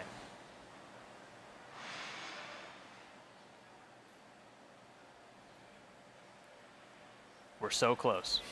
You can really see the details of that Dragon from this angle on the end of the Canadarm.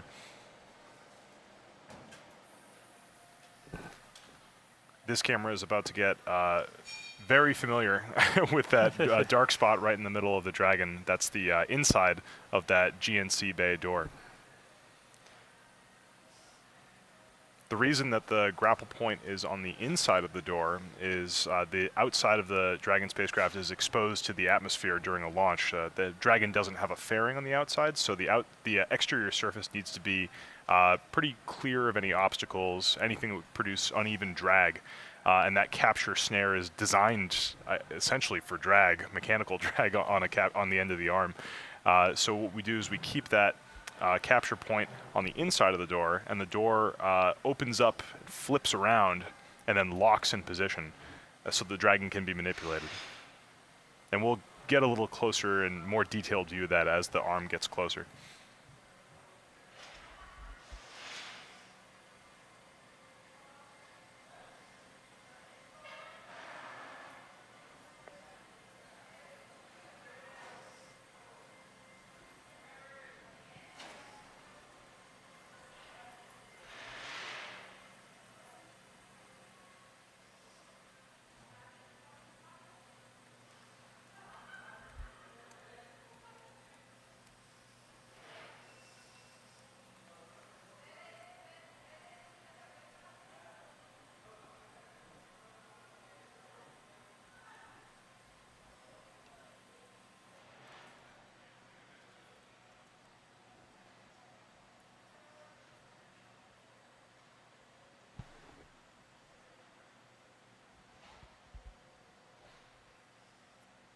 This particular Dragon spacecraft, this is not the first time it has visited the International Space Station.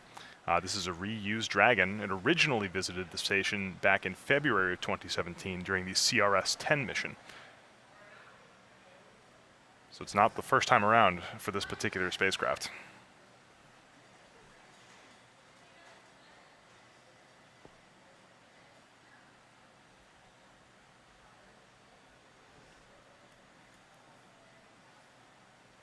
Continuing to enjoy these views, though. Again, we're still just holding at that 30-meter point. We're just waiting for a couple of more boxes to get checked, and then they're going to get the go to begin flying Dragon in even closer, and it's going to get to that final hold point at just 10 meters away, or just about 30 feet. And then it's all in the hands of the crew on board. Alex Gerst at the controls of the robotic arm. He's going to slowly reach out and maneuver it so it reaches to that grapple point on the Dragon spacecraft. They'll make an initial contact and capture, and then we'll consider the vehicle captured. And then they'll engage a series of snares on the very end of the arm. You might hear it called the Lee. It's the latching end effector. It's basically the hand of the robotic arm, and that's what they're going to be using to attach to the Dragon spacecraft this morning.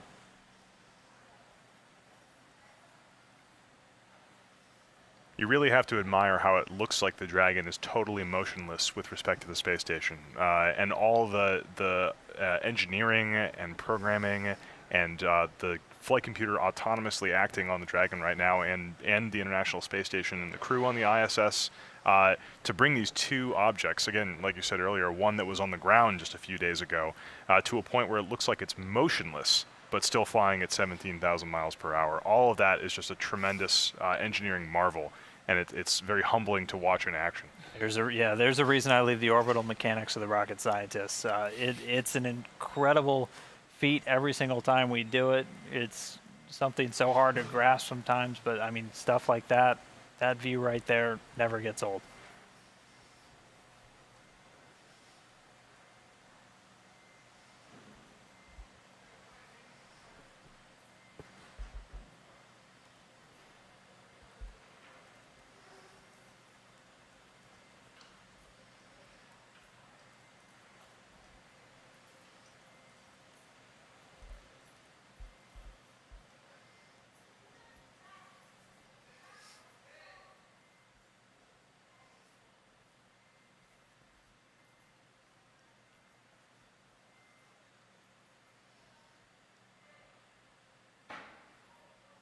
And so this is really just kind of the start of Dragon's stay at the space station. So once it gets captured, it'll get attached to the Earth-facing side of the Harmony module, and then the crew will work to actually open up the hatch.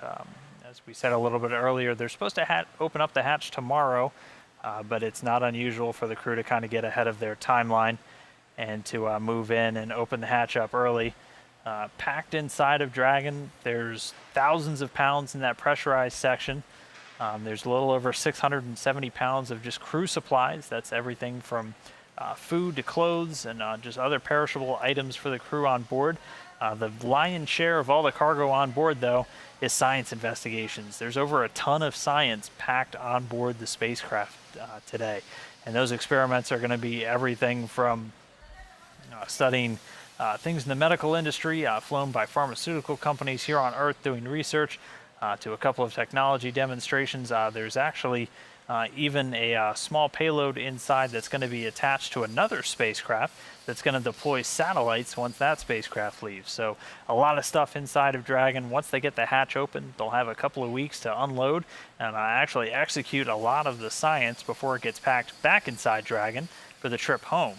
And then Dragon splashing down in the Pacific, and a lot of those investigations, a lot of those science experiments getting handed over to the investigators right there at the dock when it gets back here in California almost immediately. So a really unique capability every time we have one of these Dragon flights to the space station, and a really important one for all the science taking place on board.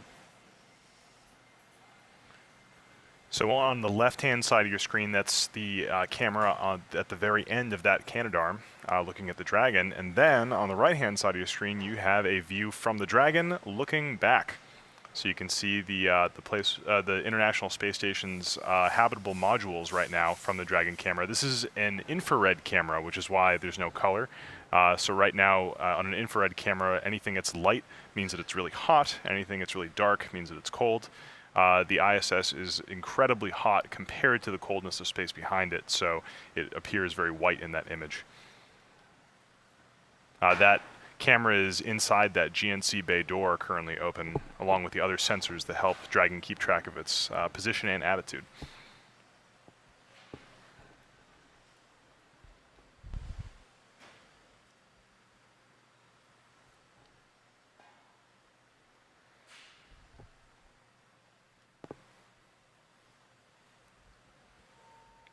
We're currently wrapping up almost 8 years of Dragon flight. The first Dragon was back in December 8th of 2010, and it's now December of 2018. It's been a long, exciting history of cooperation between SpaceX and NASA, and we're all very proud to see Dragon fly again. Yeah, time flies. It's hard to believe it's been 8 years, but that's kind of one of the nice things about this is there's always so much going on with the space station. There's always so much going on in space. Time definitely flies by, but this almost feels routine. It's another Dragon, but like it's exciting because it's another Dragon. Reused Dragon too. Yeah, and it's the spacecraft behind us right now. We currently at SpaceX headquarters, we have the very first Dragon that flew almost exactly 8 years ago, hanging up in our main lobby as a reminder to how far we've come. You can actually see it right here. That is the very first C1 Dragon behind us. And it's been, eight whole years to get to where we are today. And again, like I said, this is the second time this particular Dragon has flown, so making real progress. You can still see that Dragon holding at the 30-meter point. Still waiting on the crew to give the go-ahead to come into that 10-meter capture point. And again, this capture, they'll typically peg to an expected time, but they do have a whole window. The window, about an hour and a half long for this first window, for where they can capture the vehicle between, and then even if they don't hit that window, there's another window right behind it. So plenty of opportunities this morning to grapple with Dragon. But yeah, as Tom just said, we're holding at 30 meters. The next milestone is going to be approaching into 10 meters, at which point it'll be at the capture point. Then we'll see that arm start to close the gap and grapple the Dragon, and then that'll be it for the crew, at least for a couple of hours until the Dragon spacecraft gets attached and they can start getting ready to open up the hatch.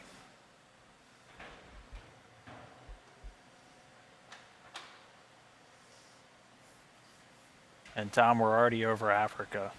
I mean, I feel like the last time we looked at our map, we were just over South America. So yeah, it just gives you kind of the scope of how quickly they're flying over the Earth right now. One orbit in about 90 minutes in low Earth orbit. Makes for a lot of sunsets and sunrises aboard that space station.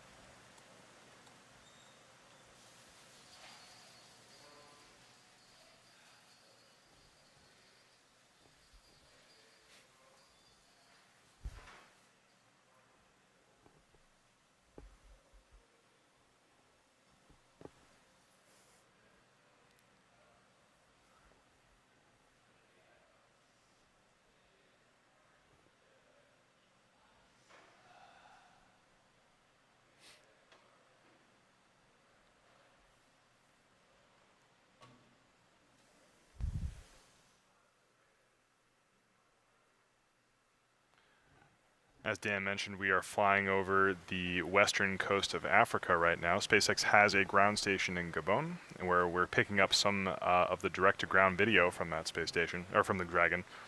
We also have proximity communications between Dragon and the space station by way of a UHF transmitter called Cuckoo, which I believe stands for Common UHF Communication Unit. This way, that's how the Dragon, that's how the crew members aboard the space station are able to command Dragon, and how we're able to keep a live telemetry link between the two spacecraft. And way to nail another acronym there, Tom. For the space station, where we use a space-based network known as TDRS. It's the Tracking Data and Relay Satellites, and it actually enables us to keep almost constant communication with the space station. You will see video dropouts every once in a while, and that's typically indicative that we're either handing over between one satellite to another, or that somebody else is using that satellite. We're not the only customers using the TDRS satellite, so we do have to share time. But in critical phases like this capture today, or things like spacewalks and things like that, we can get pretty much constant uptime using these space-based satellites to get video and audio communication with the crew on board, and also to do the things like sending commands from Mission Control Houston. The Dragon 2 spacecraft will actually be capable of talking to the ground both through direct-to-ground communications, through the TDRS satellites, like you mentioned, and via the station, via those proximity communications that I was talking about earlier.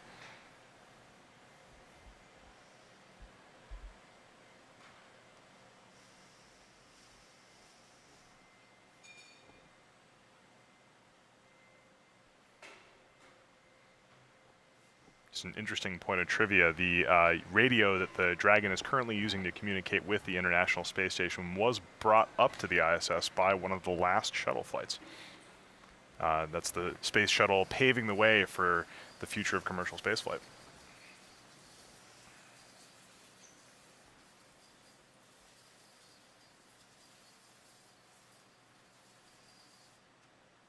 That's right. I mean, the space shuttle was responsible for building pretty much the entire space station.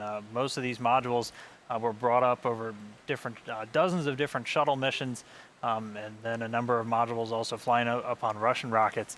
And for the early years of the International Space Station, that's also where you were getting your supplies. They would essentially bring up an entire space station module just packed full of supplies for these supply runs. Once the shuttle retired in 2011, though, we needed to go in a new direction, and that's where companies like SpaceX came into play, where NASA partners with these commercial companies, SpaceX, and also Northrop Grumman, to actually deliver all of these supplies to the International Space Station. So not only are there these vehicles, there's a suite of international vehicles, there's a fleet of spacecraft servicing the International Space Station. Right now, there's only one crew vehicle, that Russian Soyuz, but there's going to be some new crew vehicles coming up in the not too distant future, including a SpaceX Dragon. In fact, the last American crew on a space shuttle that came up aboard a space shuttle left a flag in the International Space Station to be claimed by the first American crew on an American vessel to visit after the space shuttle. And of course, SpaceX is in competition to hopefully grab that flag. Yeah, but for now, though, the mission at hand, still holding at this 30-meter point. And pretty soon it'll be moving into that 10-meter hold point, or at that capture point. We'll be able to actually reach out and grab this Dragon spacecraft. So still standing by, still inside our capture window. And pretty soon we should be getting the call for Dragon to begin departing that 30-meter point and head on towards that capture point.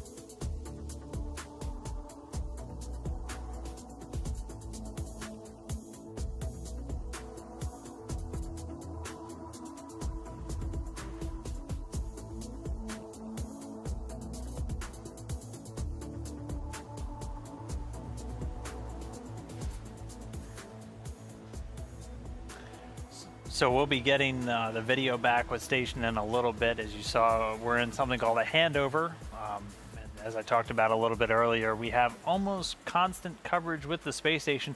They actually still have S-band, so they can still send commands, but we get all of our video through another wavelength called KU. It's where you get your much higher data rate and you get your video. It could be anything from they're handing over between satellites, but what it actually looks like it might be is something we call blockage. So there's an antenna on the space station that points at the satellites to actually get that KU band, and every once in a while as it's tracking those satellites, it'll get blocked by something like a solar array or some other piece of the space station itself. So just in a couple of minutes we'll get those views of Dragon back, but for now, if you are just joining us, Dragon is holding at the 30-meter point. It's just 30 meters away from the International Space Station. It's been flying there since Wednesday when it took off, and now it's just 30 meters away, so we're almost there. It's going to continue to hold here until the teams are done checking out the Dragon systems and the crew on board, make sure the robotic arm's in a good configuration. And then it's going to move into that 10-meter capture point, and then it's game time. Then it's time to actually reach out and grab this Dragon spacecraft. At that point, once we get to that 10-meter hold, that Dragon will enter a free drift, and then it'll be free to capture by that Canadarm. And that Canadarm has a kind of a hand at the very end of it, grabs onto the capture point that's on the GNC bay door of the Dragon, and then grabs it while it's in free drift, and then the capture is complete. Yeah, and then once the crew actually has it captured, and again, it's the crew controlling the arm this morning. So it's Alex Gers, he's the current Expedition 57 commander from the European Space Agency. He's at the controls, and they're kind of like a video game where it's a joystick and some hand controllers, and they're using cameras on board to actually maneuver that arm, and they're going to reach out and grab the Dragon spacecraft.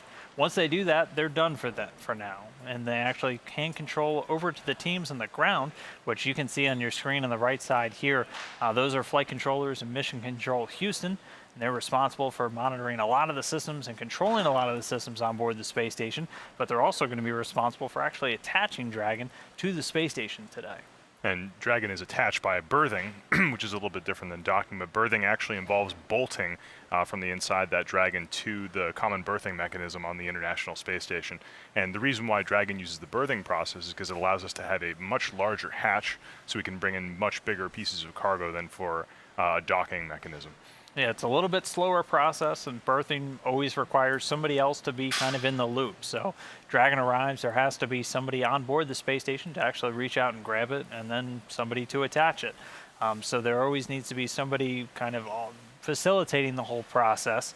Whereas with docking, which a lot of your crew vehicles will do, it's a much faster process to not only arrive but also to depart, but it can be kind of all automated. It's almost like hands-off, where you can just arrive and go straight in, and it's all through powered mechanisms to actually dock directly to the space station, and that's what all the crew vehicles are using.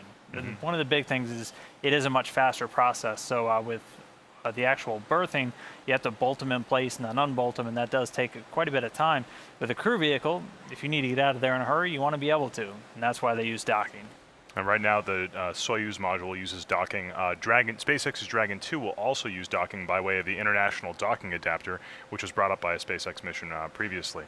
And that International Docking Adapter, again, allows a spacecraft to just approach and then use the mechanisms within the docking mechanism itself to just grab on, and so it allows you to depart in a hurry if you need to, which is important. Yeah, and that International Docking Adapter is actually on the same module that Dragon's going to get attached to today. It's on Node 2, the Harmony module. It's in a different orientation, though. So Dragon today is going to get attached to the Earth-facing side, also known as the nadir port on the International Space Station. But on the Harmony module on the forward port is that International Docking Adapter. And that used to be the location where the space shuttle docked. But once these new commercial crew vehicles, like the one from SpaceX, start flying, that's going to be their new port of call on that International Docking Adapter. So hasn't been used yet, but it will be very soon. We're all very excited for it to be used. Right now, Dragon is approaching on what's called the R bar. That's the vector approaching the International Space Station called the radius bar, and it kind of means that we're coming directly up from the Earth. The radius between the International Space Station and the Earth coming right up towards that the ISS. But Dragon 2, as you said, will be approaching from the forward direction, the V bar. That's the vector in the velocity direction of the space station as it orbits the Earth. So it's a little bit of a different maneuver to get there. and 2 different docking and berthing mechanisms too. Just kind of shows the versatility of the space station, which makes sense given that it's been assembled over so many years and needs to be able to be reconfigured as different needs as time goes on. Yeah, the first piece of the space station just turned 20 of less than a month ago, well, about a month ago. The Zarya module, which launched from Baikonur, Kazakhstan, back in 1998. The first humans arrived on board the space station in November of 2000. So any of you watching, if you're under the age of 18, every single day you've been alive, human beings have been living and working in outer space. And that is just surreal to me to think about. And the International Space Station is actually about to fly over the Baikonur Cosmodrome in Kazakhstan, where kind of it all began. That's where our Russian colleagues in Roscosmos, all of their rocket launches take off from. And that first launch back in 1998 took off from there as well. But yeah, 20 years of the space station being in orbit. It started out as just kind of one small module, and now it's this sprawling million-pound football-sized spacecraft with 6 humans living on board right now. And humans have been on board for over 18 years.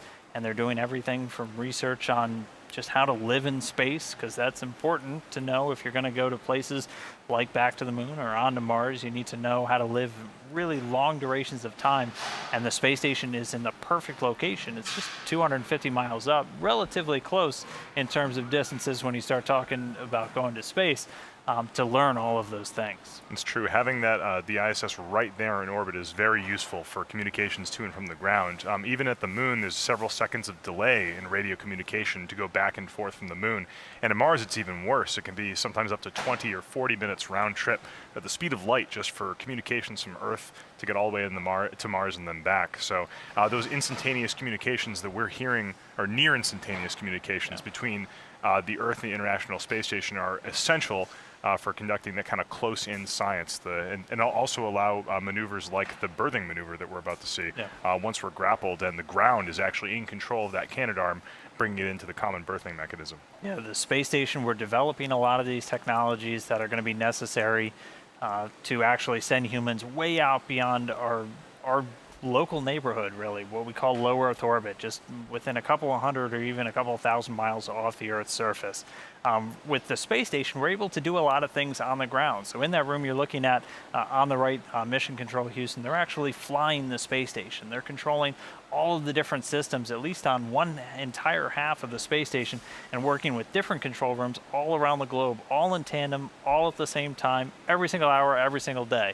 And they're able to do that because the station's still so close. When we start sending people to a place like Mars, though, you lose all of that functionality. You lose that capability because you can't wait 40 minutes round trip to, command something or change anything in the life support, things like that. So we're developing these technologies on the space station, so we'll be able to do those things. Everything from learning how to recycle water and the air on board, to actually learning how to empower crew members to be a little bit more self-sufficient.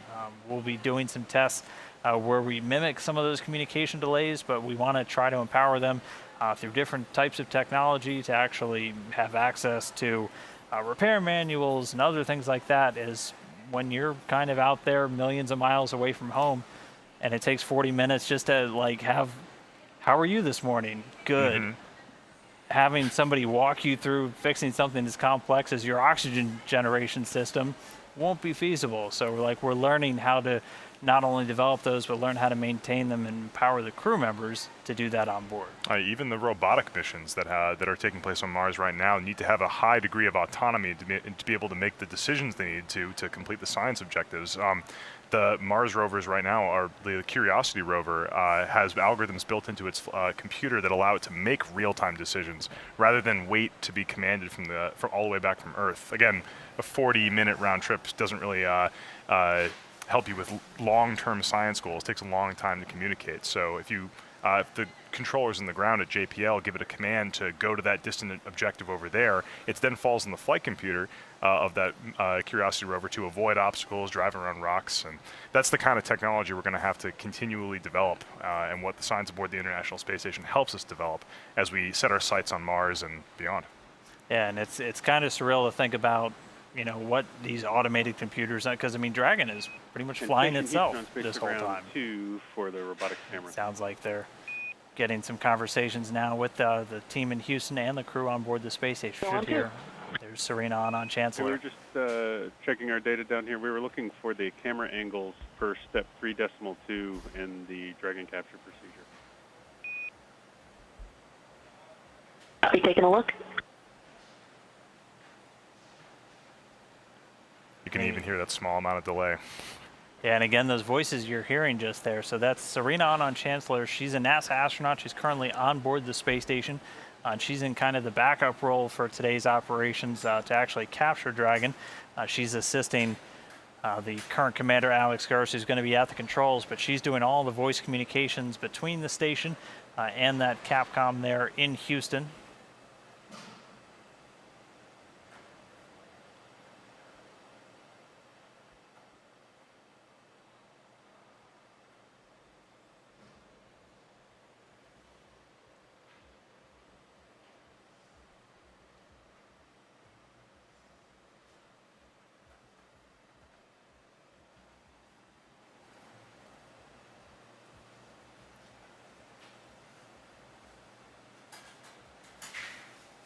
And we have views back once more from the space station. So we got the KU band, or kind of that high data rate communication link reestablished, so we're able to get this real-time video. This view from the business end of the Canadarm2 looking down at Dragon. Again, just 30 meters away from the space station. It's been holding here. In about 5 minutes, they are going to be going into an orbital sunset. So we're going to see the lighting conditions start to darken on the Dragon spacecraft as they are moving over the nighttime portion of the planet. The station and Dragon flying just to the north of the Mongolian border over Russia at an altitude of about 253 statute miles. You can already see the ground beneath Dragon is dark. They've crossed over that terminator line, that demarcation between night and day on the Earth's surface. They are a little bit higher up though, so they still have a little bit more sunlight for about 4.5 minutes.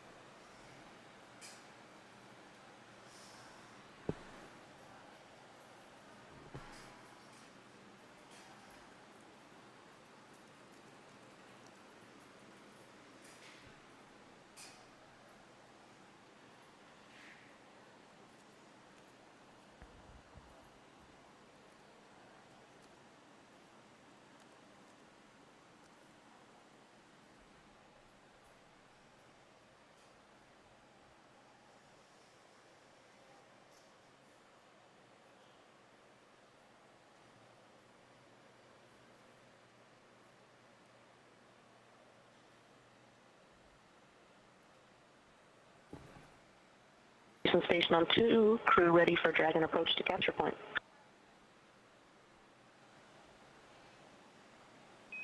Okay, copy that, Serena. So in order to satisfy the lighting constraints for capture, we're looking to depart 30 at 10:42.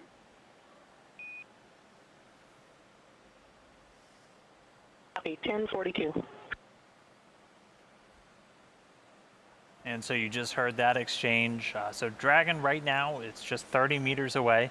When they actually go to capture the vehicle, they do have, you heard them say, lighting constraints. Basically, the lighting conditions for Dragon and the space station need to be in the right configuration or the right setting, so they have a good view of that grapple fixture and everything else. So it sounds like we're going to depart this 30-meter point in just about 12 minutes or so. And then it'll begin flying in a little bit closer, and then it'll get to that capture point, which puts it just 10 meters away from the space station, just about 30 feet, and that'll be its final hold, and then it'll be time to reach out and grab Dragon.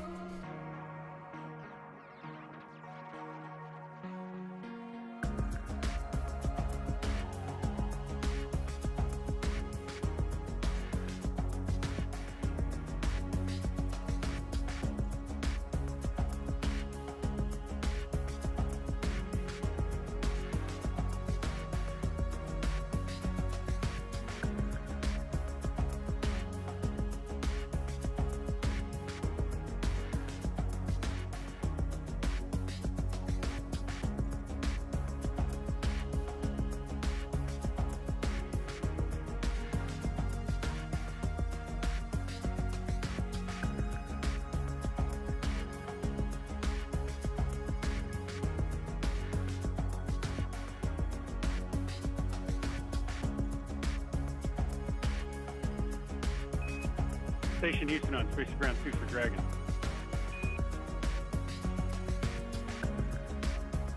One, two.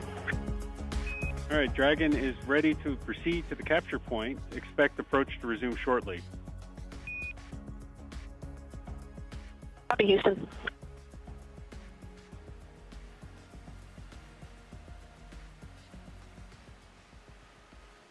And so we just heard the call up to the crew. Dragon is ready to depart that 30-meter capture or that 30-meter hold point. So we've been holding here for a little while. The crew just making sure everything's good to go. All their camera views are in the right configuration. The arm's in a good motion as well. And now Dragon is going to depart. So it's going to start flying in once it gets commanded to the 10-meter capture point. Station Houston on 2. Dragon has begun approach from 30 meters. Monitor per step 5 and 1.102. Copy, step 5.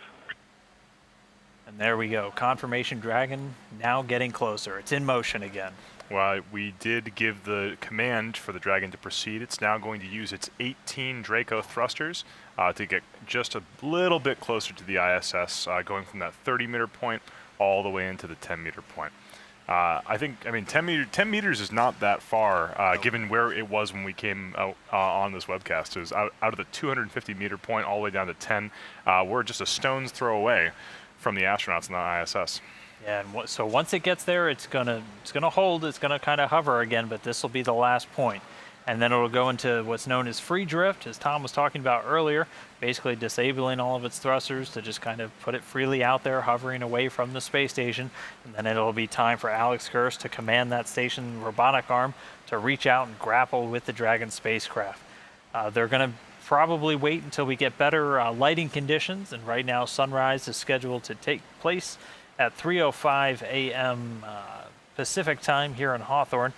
So in just about 21 minutes from now. So we're going to see Dragon slowly get closer now to the robotic arm. It's going to kind of park there, and then it'll be all the motion will be on the robotic arm side.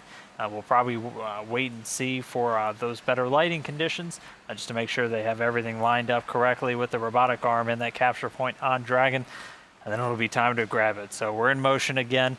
We're getting a lot closer now to that capture. Everything is slow and steady at this point. No reason to rush. I want to make sure everything is happening as safely and as controlled as possible, so that Dragon is going to just ever so slowly inch its way towards the ISS, probably for the next 15 or so minutes. And then, like Dan was saying, we do want to wait until we have a little bit more daylight in order to get the grapple fixture of the cannon arm closer to the grapple point on the Dragon. So that's going to be probably, well, we say 3:05. Offset from a corridor center So by about we're just watching that Dragon get a little bit slower, forward. or a little bit Other than closer. that, the vehicle size is relative to the outline. All right, so as it goes on this final approach, yeah, let's listen in.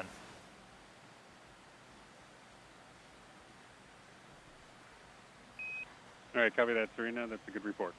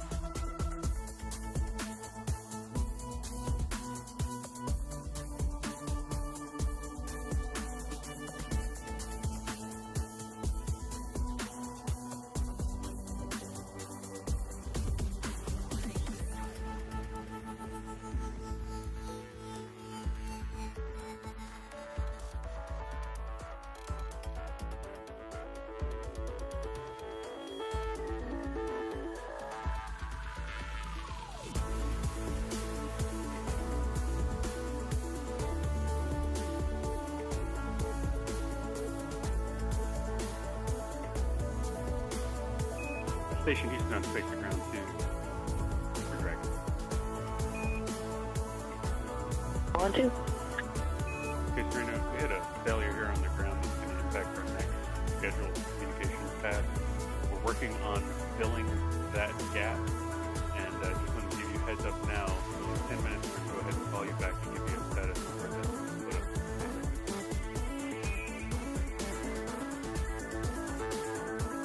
Copy, Houston.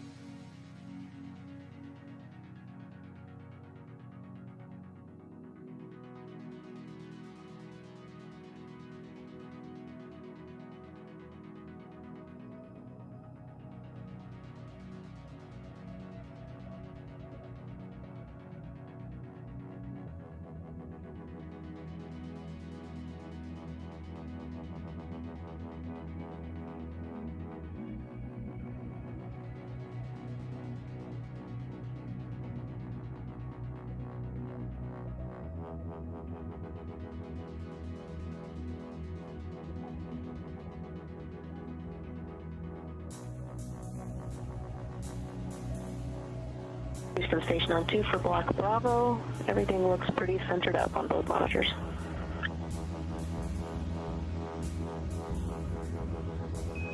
Copy and concur. Thank you.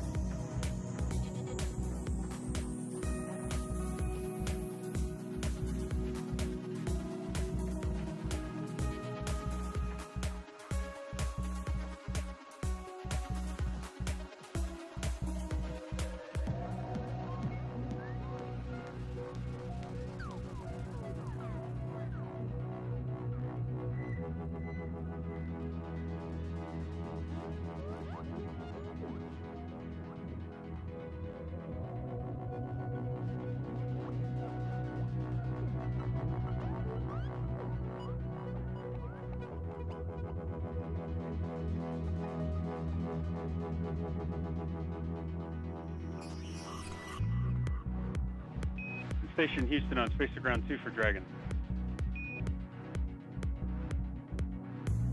On 2. Okay, Serena, got a couple things here. We're going to confirm the capture point pull for step 6 in 1.102. And with respect to that ground failure I told you about, we're still working it, and I'll get you a status here in the next couple minutes. Copy. We'll proceed with step 6 and then waiting to hear your words.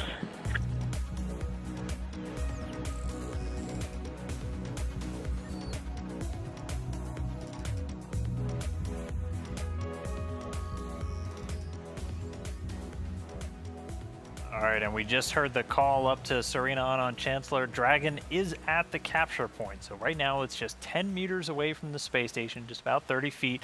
And you can see just how close it is now to that space station robotic arm. As you heard the Capcom say, though, they are working a ground issue before they give the crew the go to actually reach out and grapple the Dragon. So we will stand by for a couple of minutes and get some more details on this. But we are at this final hold point. Dragon's not going to get any closer until it's within the grasp of the Canadarm to robotic arm. We are close enough that you can see. This is a shot from the International Space Station looking at the end of that Canadarm and the Dragon. A beautiful shot. You can see exactly how close we are to the end of that grapple point. As soon as the station crew gets the okay to proceed, Dragon's actually not going to move. It'll stay right at that 10-meter hold point, but the robotic arm will now move closer to Dragon. And you can see the grapple Houston point Station on 2. right on Dragon Capture right there. conditions Let's listen in. confirmed and crew ready for Dragon capture.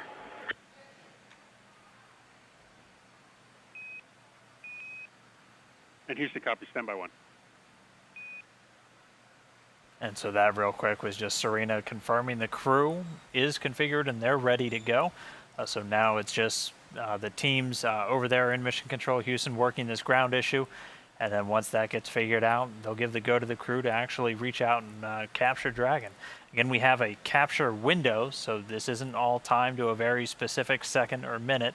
They have a window where the lighting conditions will line up and they can actually reach out and grab the Dragon spacecraft.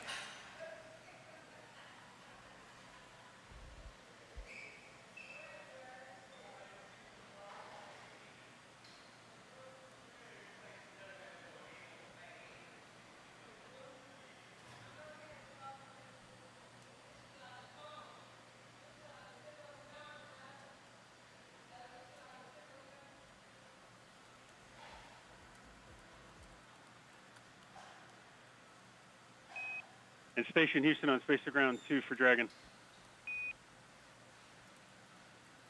For Dragon. Okay, Serena, given our comm conditions now, we're going to ask you to command a retreat to 30 meters. Copy. Commanding retreat to 30 meters.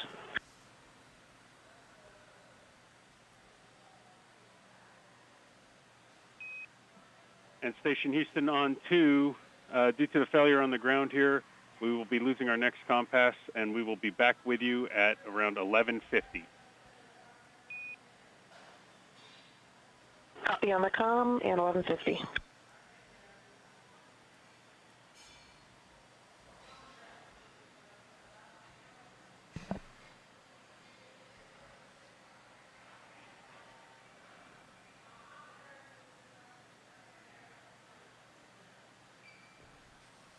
Houston Station on 2, retreat command issued. Houston copies.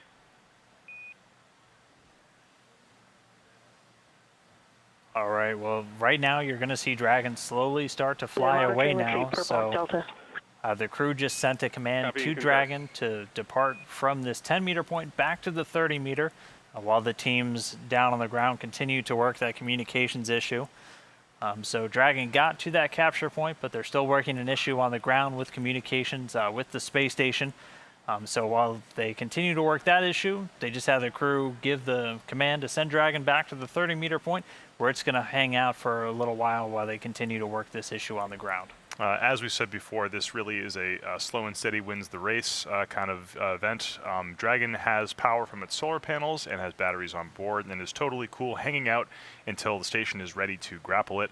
And of course, the timeline is very flexible for these kind of events. We don't want to approach a station until everything is in perfect order. So right now that Dragon's going to retreat back to its 30-meter hold and just hang out there until both the teams on the ground and the station can get everything taken care of. Yep, and you heard him tell Serena on board the space station that they would be back with her at about 11:50. So the space station's running on GMT, Greenwich Mean Time. So that's 11:50 that time. That's about 45 minutes from now. So we'll continue to hang out here and wait for any updates on the issue being worked down on the ground and see what's up next for Dragon.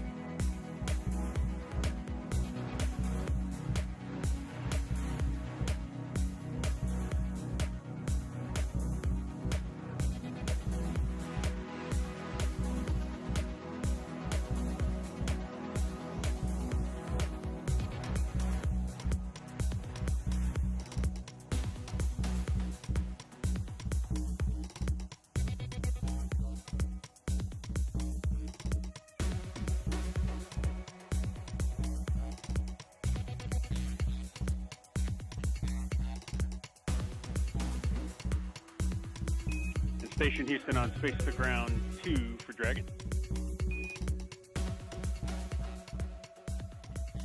We are with you on 2. Okay, Alex, before we went LOS, we saw a good retreat command, and SpaceX reported a good 30-meter hold. Our intention right now is to go ahead and circle the wagons, take a look at the data, and get right back with you. But fundamentally what we're going to do is look to depart to the capture point here soon, so stand by. Copy all and standing by.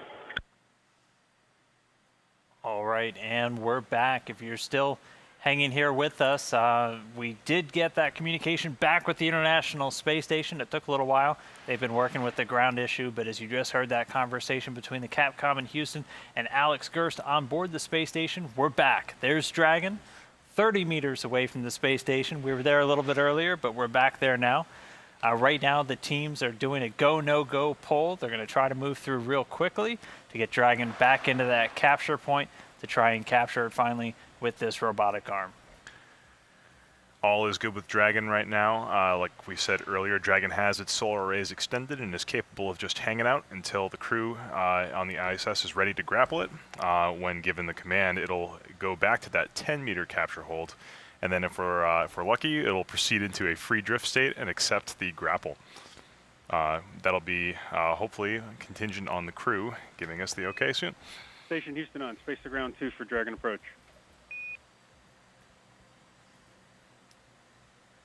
Go ahead. All right, Alex, we took a look at the data. We're comfortable. Dragon's ready to proceed to the capture point, so expect approach to resume shortly.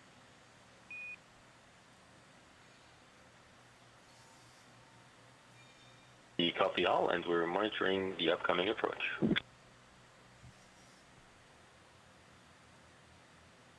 All right, everything's sounding like it's good for Dragon to once again inch its way toward that 10-meter capture point. So we should see it start to move forward any moment now. The teams work through real quickly once they reacquired that communication with the station, syncing up with the crew. The teams here at Hawthorne working with the teams again out at Houston. And I think we're hearing now that Dragon is about to approach. Space to Ground 2 for Dragon.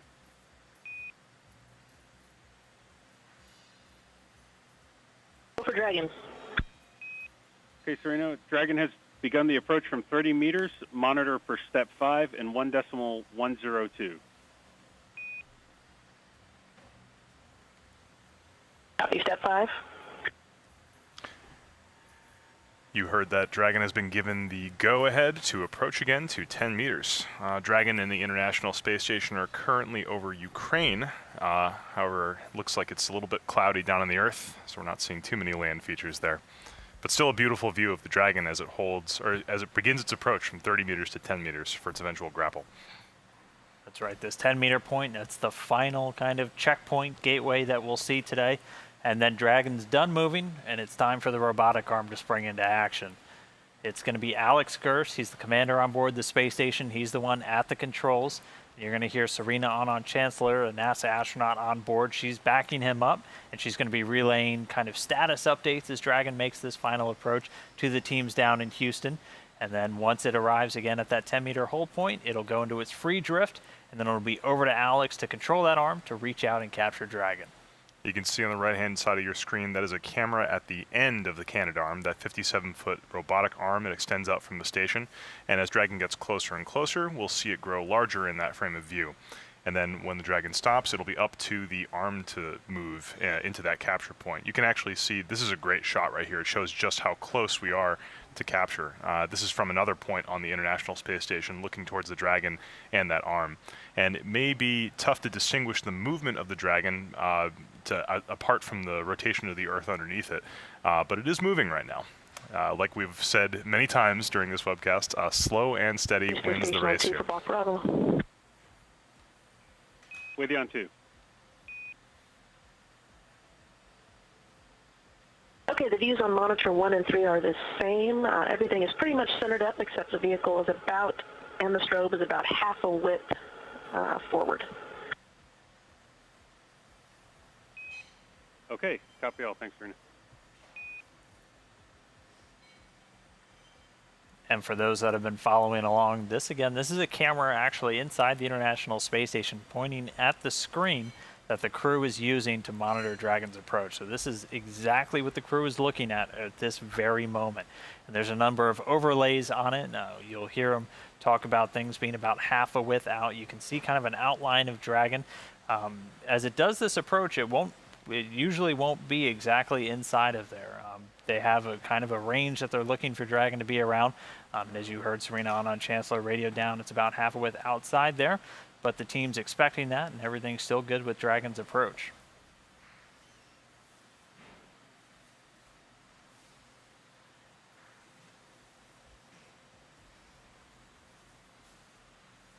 And as soon as we reestablished that communication, they did work really quickly to get through the paces and get Dragon moving once again. We are coming up on a sunset in just about 8 minutes or so. So once again, lighting conditions will kind of come into play. But as long as everything proceeds smoothly, we should be moving in on a capture and not have to wait for another lighting condition. But it could happen. And again, Dragon can definitely just kind of hold out. As we've said over and over, and Tom just said again, slow and steady is going to win the race today. We're going to get this Dragon captured and attached to the space station with all 5,600 pounds of cargo on board.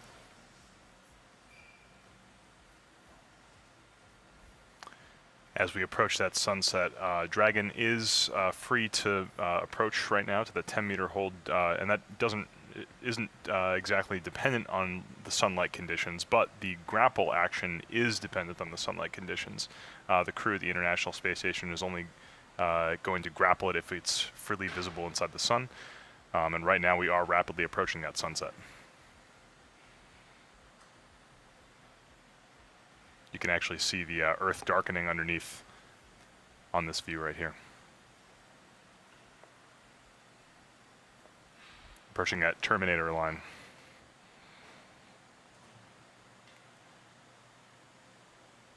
And the station and Dragon just flying just to the north of Kazakhstan. They're actually just a couple hundred miles to the northwest of Baikonur. Anyone who follows the space station, that's where a lot of launches come out of. And actually, the first piece of the space station launched just a little over 20 years ago. But they are over that Terminator line, as Tom was talking about, the Earth being shrouded in nighttime beneath now, as they are a couple hundred miles up in the air, though, about 253 statute miles right now. So it'll take a little bit longer for the sun to set on Dragon and the station than it does on planet Earth. But Dragon's still continuing in towards that 10-meter capture point. These lighting conditions are actually sometimes what helps you to see it from the ground is when it's dark where you are on the surface of the Earth, but the station is still lit up by the sunlight.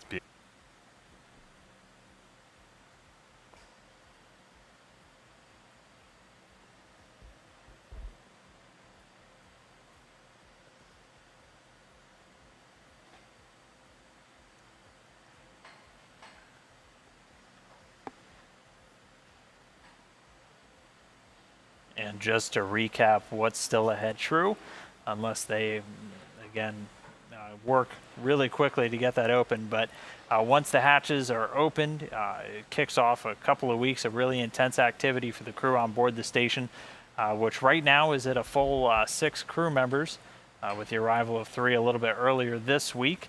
And there's a lot of science packed on board Dragon, about 2,200 pounds, so over a ton, that they're going to have to unload, and then they're going to execute a lot of those experiments while Dragon's still attached to the space station, because it then gets loaded back on and then delivered right back down to planet Earth. So there's really not a lot of time for other activities. Anytime a Dragon arrives, it's all science pretty much all the time. In addition to those supplies and science on the inside of the Dragon module, there are those 2 really exciting experiments that are in the trunk, the unpressurized cargo portion. And of course, along with those preparations that happen as soon as the Dragon's finished berthing, the Canadarm will be used to, again, go and pick up those experiments out from the back of the trunk and then mount them to their respective places on the outside of the space station. Yeah, those operations will typically take a couple of days, and those are all controlled by the ground. So these are people sitting in a control room controlling a giant robotic arm 250 miles above their heads, pulling science experiments out of a spacecraft. I mean, it's really cool to think about But it'll take a couple of days to pull both of those out, both the Jedi, and I always have to look at this one, the Global Ecosystem Dynamics Investigation. I'm not as on my acronym game as Tom has been today. But they'll be pulling out Jedi and the robotic refueling mission number 3. This is the third phase of that experiment to be taking place on the outside of the International Space Station, testing a lot of technologies to refuel spacecraft and satellites while they're in space, even those that were never designed to be refueled before. So really exciting research being done, really cool technology demonstration. Round 2 for Dragon Gopher capture windows. And it sounds like we're getting an update on our capture windows coming up for the crew. Houston, we are ready. Okay, Serena, our intention here is to get you guys a Gopher capture no earlier than 12:18. However, that window expires at 12:23, so we've got a 5-minute window there for Gopher capture. And if we don't make that window, then we're going to hold at the capture point, and then the next window opens for Gopher capture at 12:39. Copy 12:18 to 12:23, and the next window after that, 12:39. That's a good readback.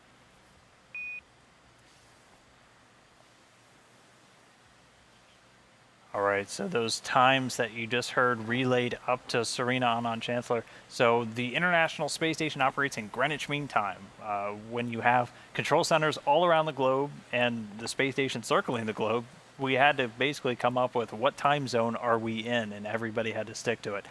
So we settled on one time zone, Greenwich Mean Time, GMT, and so those are the times you're hearing relayed up. So with that capture window being given as 12:18, it's just a little after 1200 right now, so that's coming in about 15 minutes from now.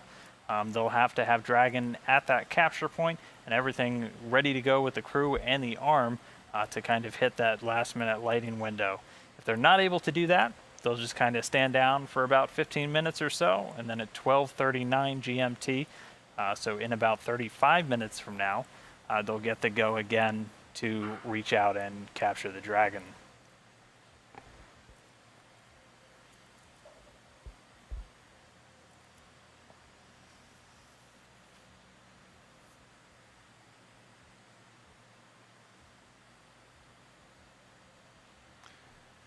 Even though the Dragon and the International Space Station are currently over a darkened part of the Earth, which you can see in the background, they are still illuminated, being 400 kilometers up. This is still giving us enough light to work with, hopefully, here. It also gives you enough light to see the features on that Dragon, and when we get a direct-on shot from the Canadarm, you can even see the grapple point straight ahead right in the middle of the Dragon spacecraft.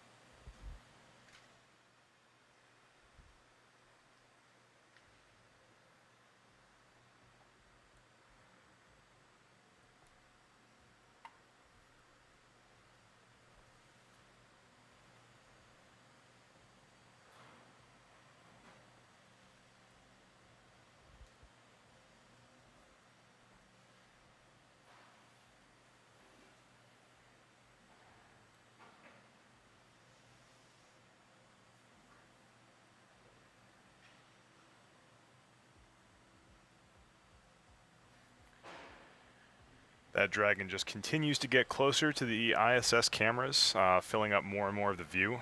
Dan and I have been now watching the Dragon for the ISS and the Dragon for a few orbits. We've seen it cover almost all the major continents on the globe. Right now, they're currently flying over northern China.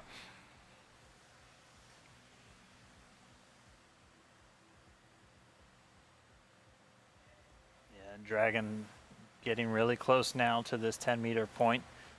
This will be the second time around, but last time they had to back off while they worked a ground issue with, you heard it called TDRS a lot. That's the Tracking and Data Relay Satellites. That's how we actually have communication with the International Space Station, and they had an issue with those systems on the ground that eventually got resolved.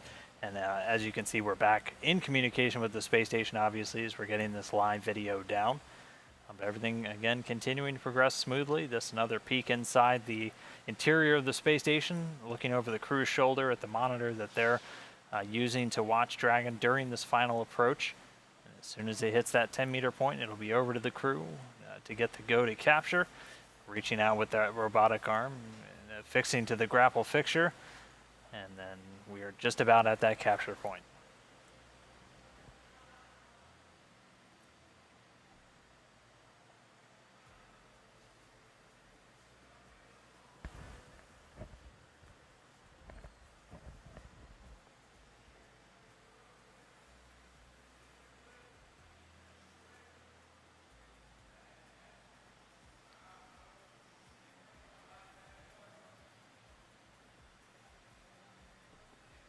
This is the second approach of the Dragon tonight, but it is not the first time this Dragon has visited the International Space Station. As we said before, this is a reused Dragon spacecraft. First flew in the CRS-10 mission back in February of 2017.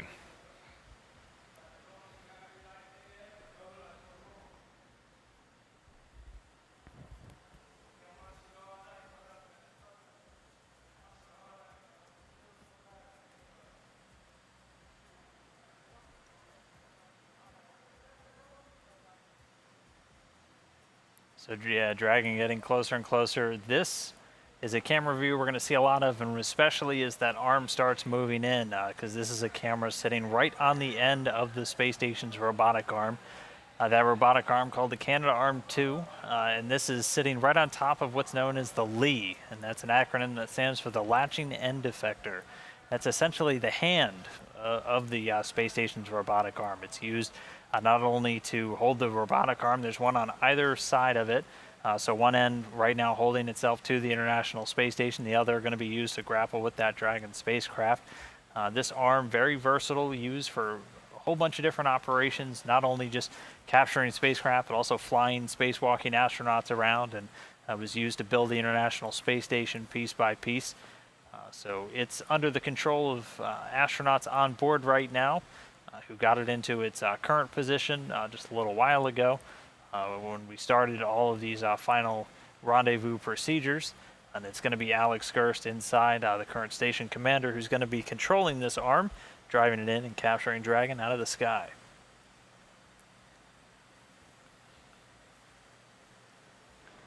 That end effector is going to be mating with the grapple point on the Dragon, and you can see that that is on the inside of that GNC, or Guidance, Navigation, and Control door. For launch and re-entry, that door is normally closed, flipped around and sealed up.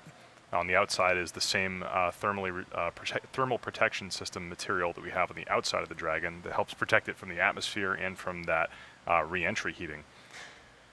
And the reason that the grapple point is on the inside is because it's not a perfect aerodynamic surface, and because it's a sensitive thing that the ISS needs to grab onto, we want to protect it during ascent and then re-entry. So it's tucked away on the inside. Station Houston on Space to Ground 2 for Dragon. Go for Dragon. Okay, confirm capture point hold for step 6 in 1.102. Copy, step 6 in work.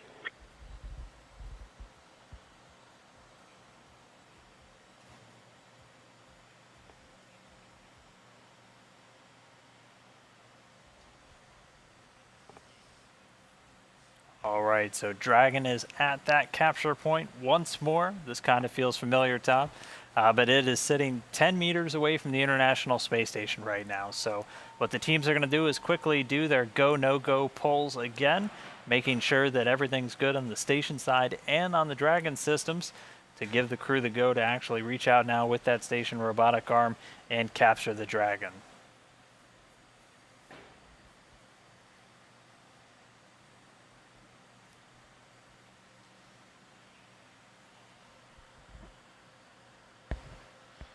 Houston Station on 2, capture conditions confirmed and crew ready for Dragon capture.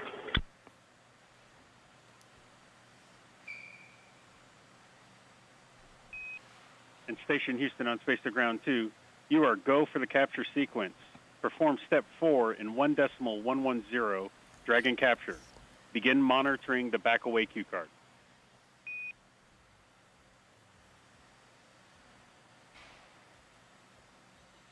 All right. Houston, copy, go for capture. Just clarifying, we thought 12:18 would be the time of the opening window.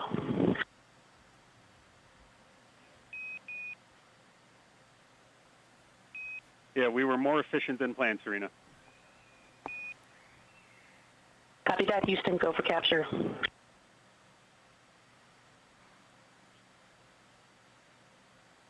All right, well, those are exactly the words we wanted to use. Everything is now go for capture. So the crew's going to start working through some final steps, and any moment now we're going to start seeing that robotic arm in motion. So now we're just moments away. So it took a little while to get here. We overcame a couple of issues with our ground communications, but now we're here. Dragon's just 10 meters away, and it's time to capture. We heard more efficient than expected. That sounds great to me. Always good to hear. Dragon is now filling up most of the view of those cameras, especially the one on the end of the Canadarm. We're going to see it get very close to that grapple point on the GNC bay door.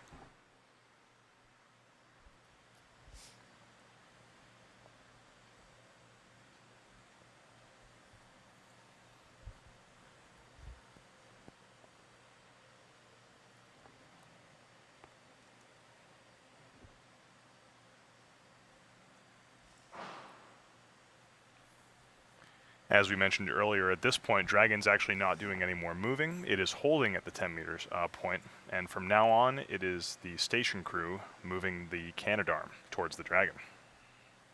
That's right. They're gonna close in. It's a very, just like everything else so far, it's a very slow and methodical process to drive that Canadarm in. And once it makes that initial contact, it'll get kind of a light hold on it, and then a series of snares will draw that grapple fixture all the way into the robotic arm, giving them a tight hold on the spacecraft, at which point the crew is done with their activity for now, and they hand over to the ground to actually maneuver Dragon using that robotic arm and attach it to the Earth-facing side of the space station on the Harmony module, also known as Node 2.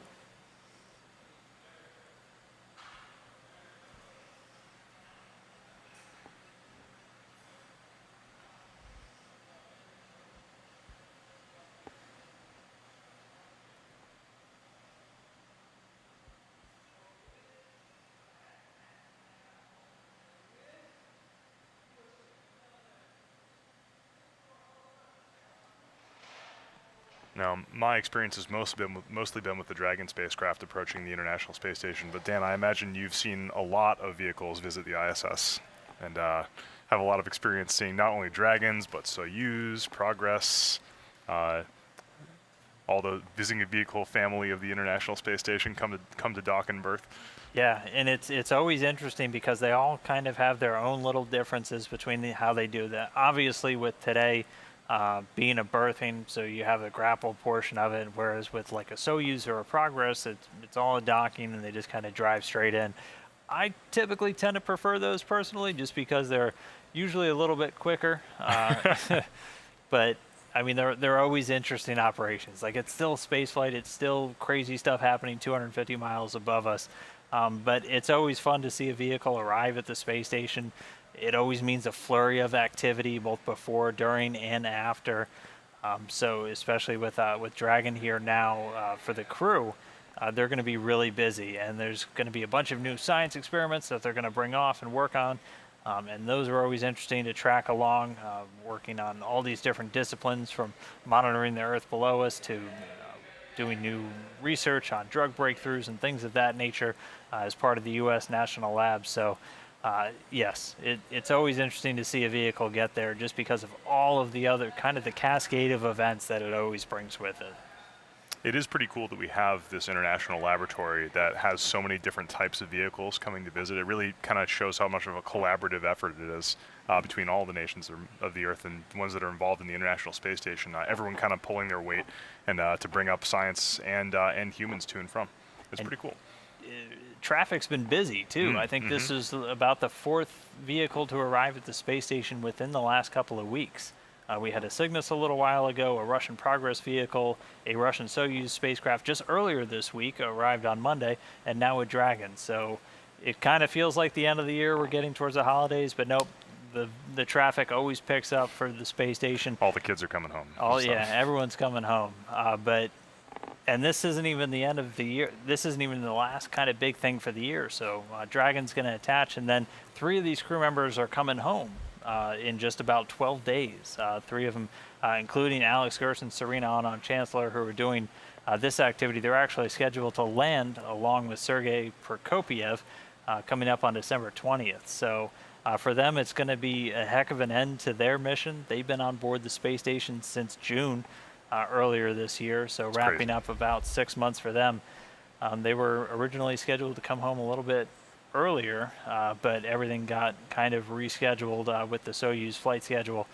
But yeah, this will be kind of the last thing capping off their time on board the space station. This was Serena's first flight, and this was actually the second for Alex Gerst.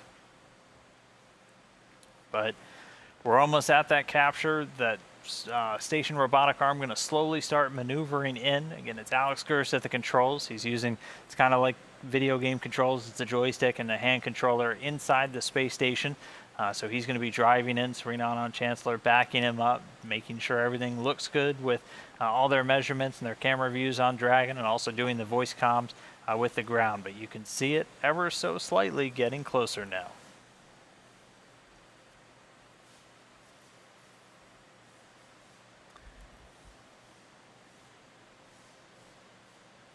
That view from the cupola must be unbelievable. I don't know how I'd be able to get anything done with a view like that on my window. Every single one of them says, you ask them what do they do with their free time, and they go just spend time looking out the window. If you've ever seen any video from the space station or any of the really crazy time lapses they've done of planet Earth, pretty much all of those get taken from that cupola module. And it's this big 360-degree bay window that we use for a lot of Earth observations, but it also provides a wonderful vantage point for operations like this. It's right near the docking port or the berthing port where Dragon's ultimately destined for, and it provides a stellar view of all of the operations of these arriving spacecraft. It's got to be one of the biggest windows ever flown in space on that cupola or something similar to that. It's definitely up there. It's larger than any other window on the International Space Station. It's actually a series of a bunch of different window panes, all in one kind of small module. Any Star Wars fans out there, it looks kind of like the window on a TIE fighter, if you will, and it provides this 360-degree panoramic view of the Earth below, and also spacecraft. But for now, we're getting closer. We're just a couple of meters away now. You can see that grapple fixture right in the center of the crosshairs now, and this is a view from the end of that station robotic arm. We are actually close enough now that you can see the movement of the Canadarm. Too slow or too far away to see the slow movements before, but we are definitely approaching that grapple point. And hearing we're less than a meter away.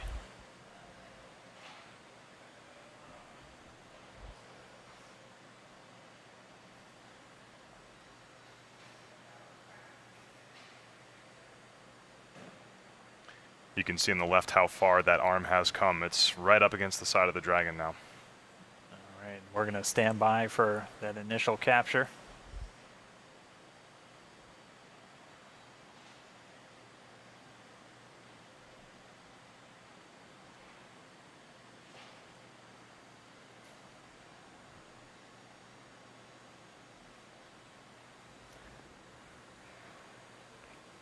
Here we have a good alignment.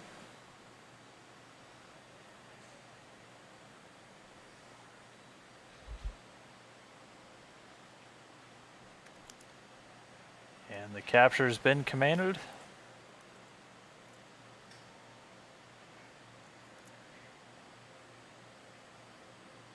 All right, and that is a capture. Capture coming at 4:21 a.m. Pacific time. 6:21 a.m. over in Houston. That's where my computer's time is set to, but that capture is confirmed. Again, 4:21 a.m. Pacific time, with the space station flying 250 statute miles to the north of Papua New Guinea, just out over the Pacific Ocean. We got it. We got it. Finally, we did it. But so again, Dragon's captured.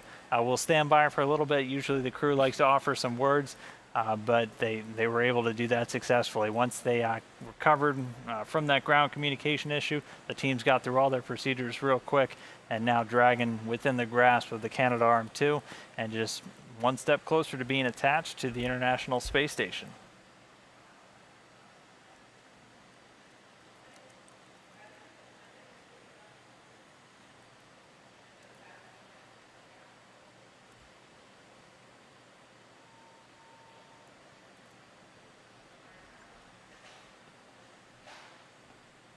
And now that they have that kind of initial grasp, oh wow, that's actually spectacular. So that is a thunderstorm down on planet Earth that we're seeing flash there in the background. That's not something you see every day. I was going to say, that's pretty spectacular. Definitely worth waiting for, right? And hearing confirmation, the snare is now retracted all of the way. Dragon firmly in the grasp of that Canadarm2.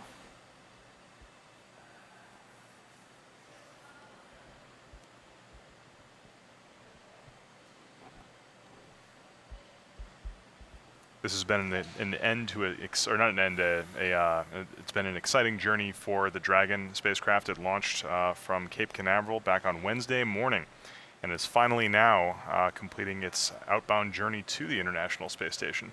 And like we said before, this is the second time this Dragon has made its way to the ISS.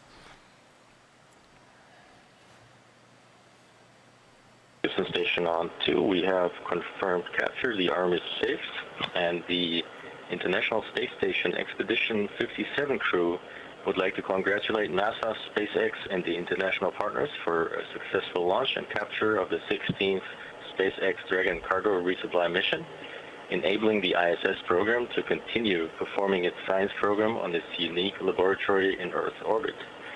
Also, we congratulate the entire ISS team for managing 6 individual spaceships that will be simultaneously docked to the International Space Station from today on. This shows what a successful science and exploration program we have up here, making full use of the one and only microgravity laboratory that humanity has available for the benefit of all humans on planet Earth. Yeah, Houston copies and concurs. Thank you, Alex.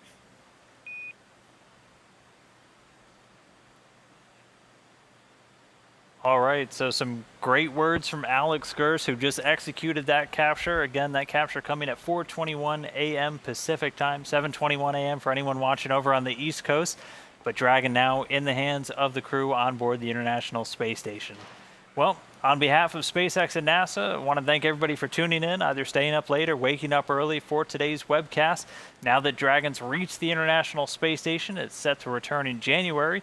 But first, the spacecraft has to get bolted onto the station, and the hatch gets opened. And that'll happen a little bit later, and you can go head over to NASA TV to watch that berthing operation. Thanks again for watching. Thanks, Dan, for joining us here at SpaceX headquarters. Thanks for letting me crash. Oh, no problem. Please be sure to follow SpaceX and NASA on social media for updates on the CRS16 mission currently in progress. Thank you so much for watching, and have a great night or morning.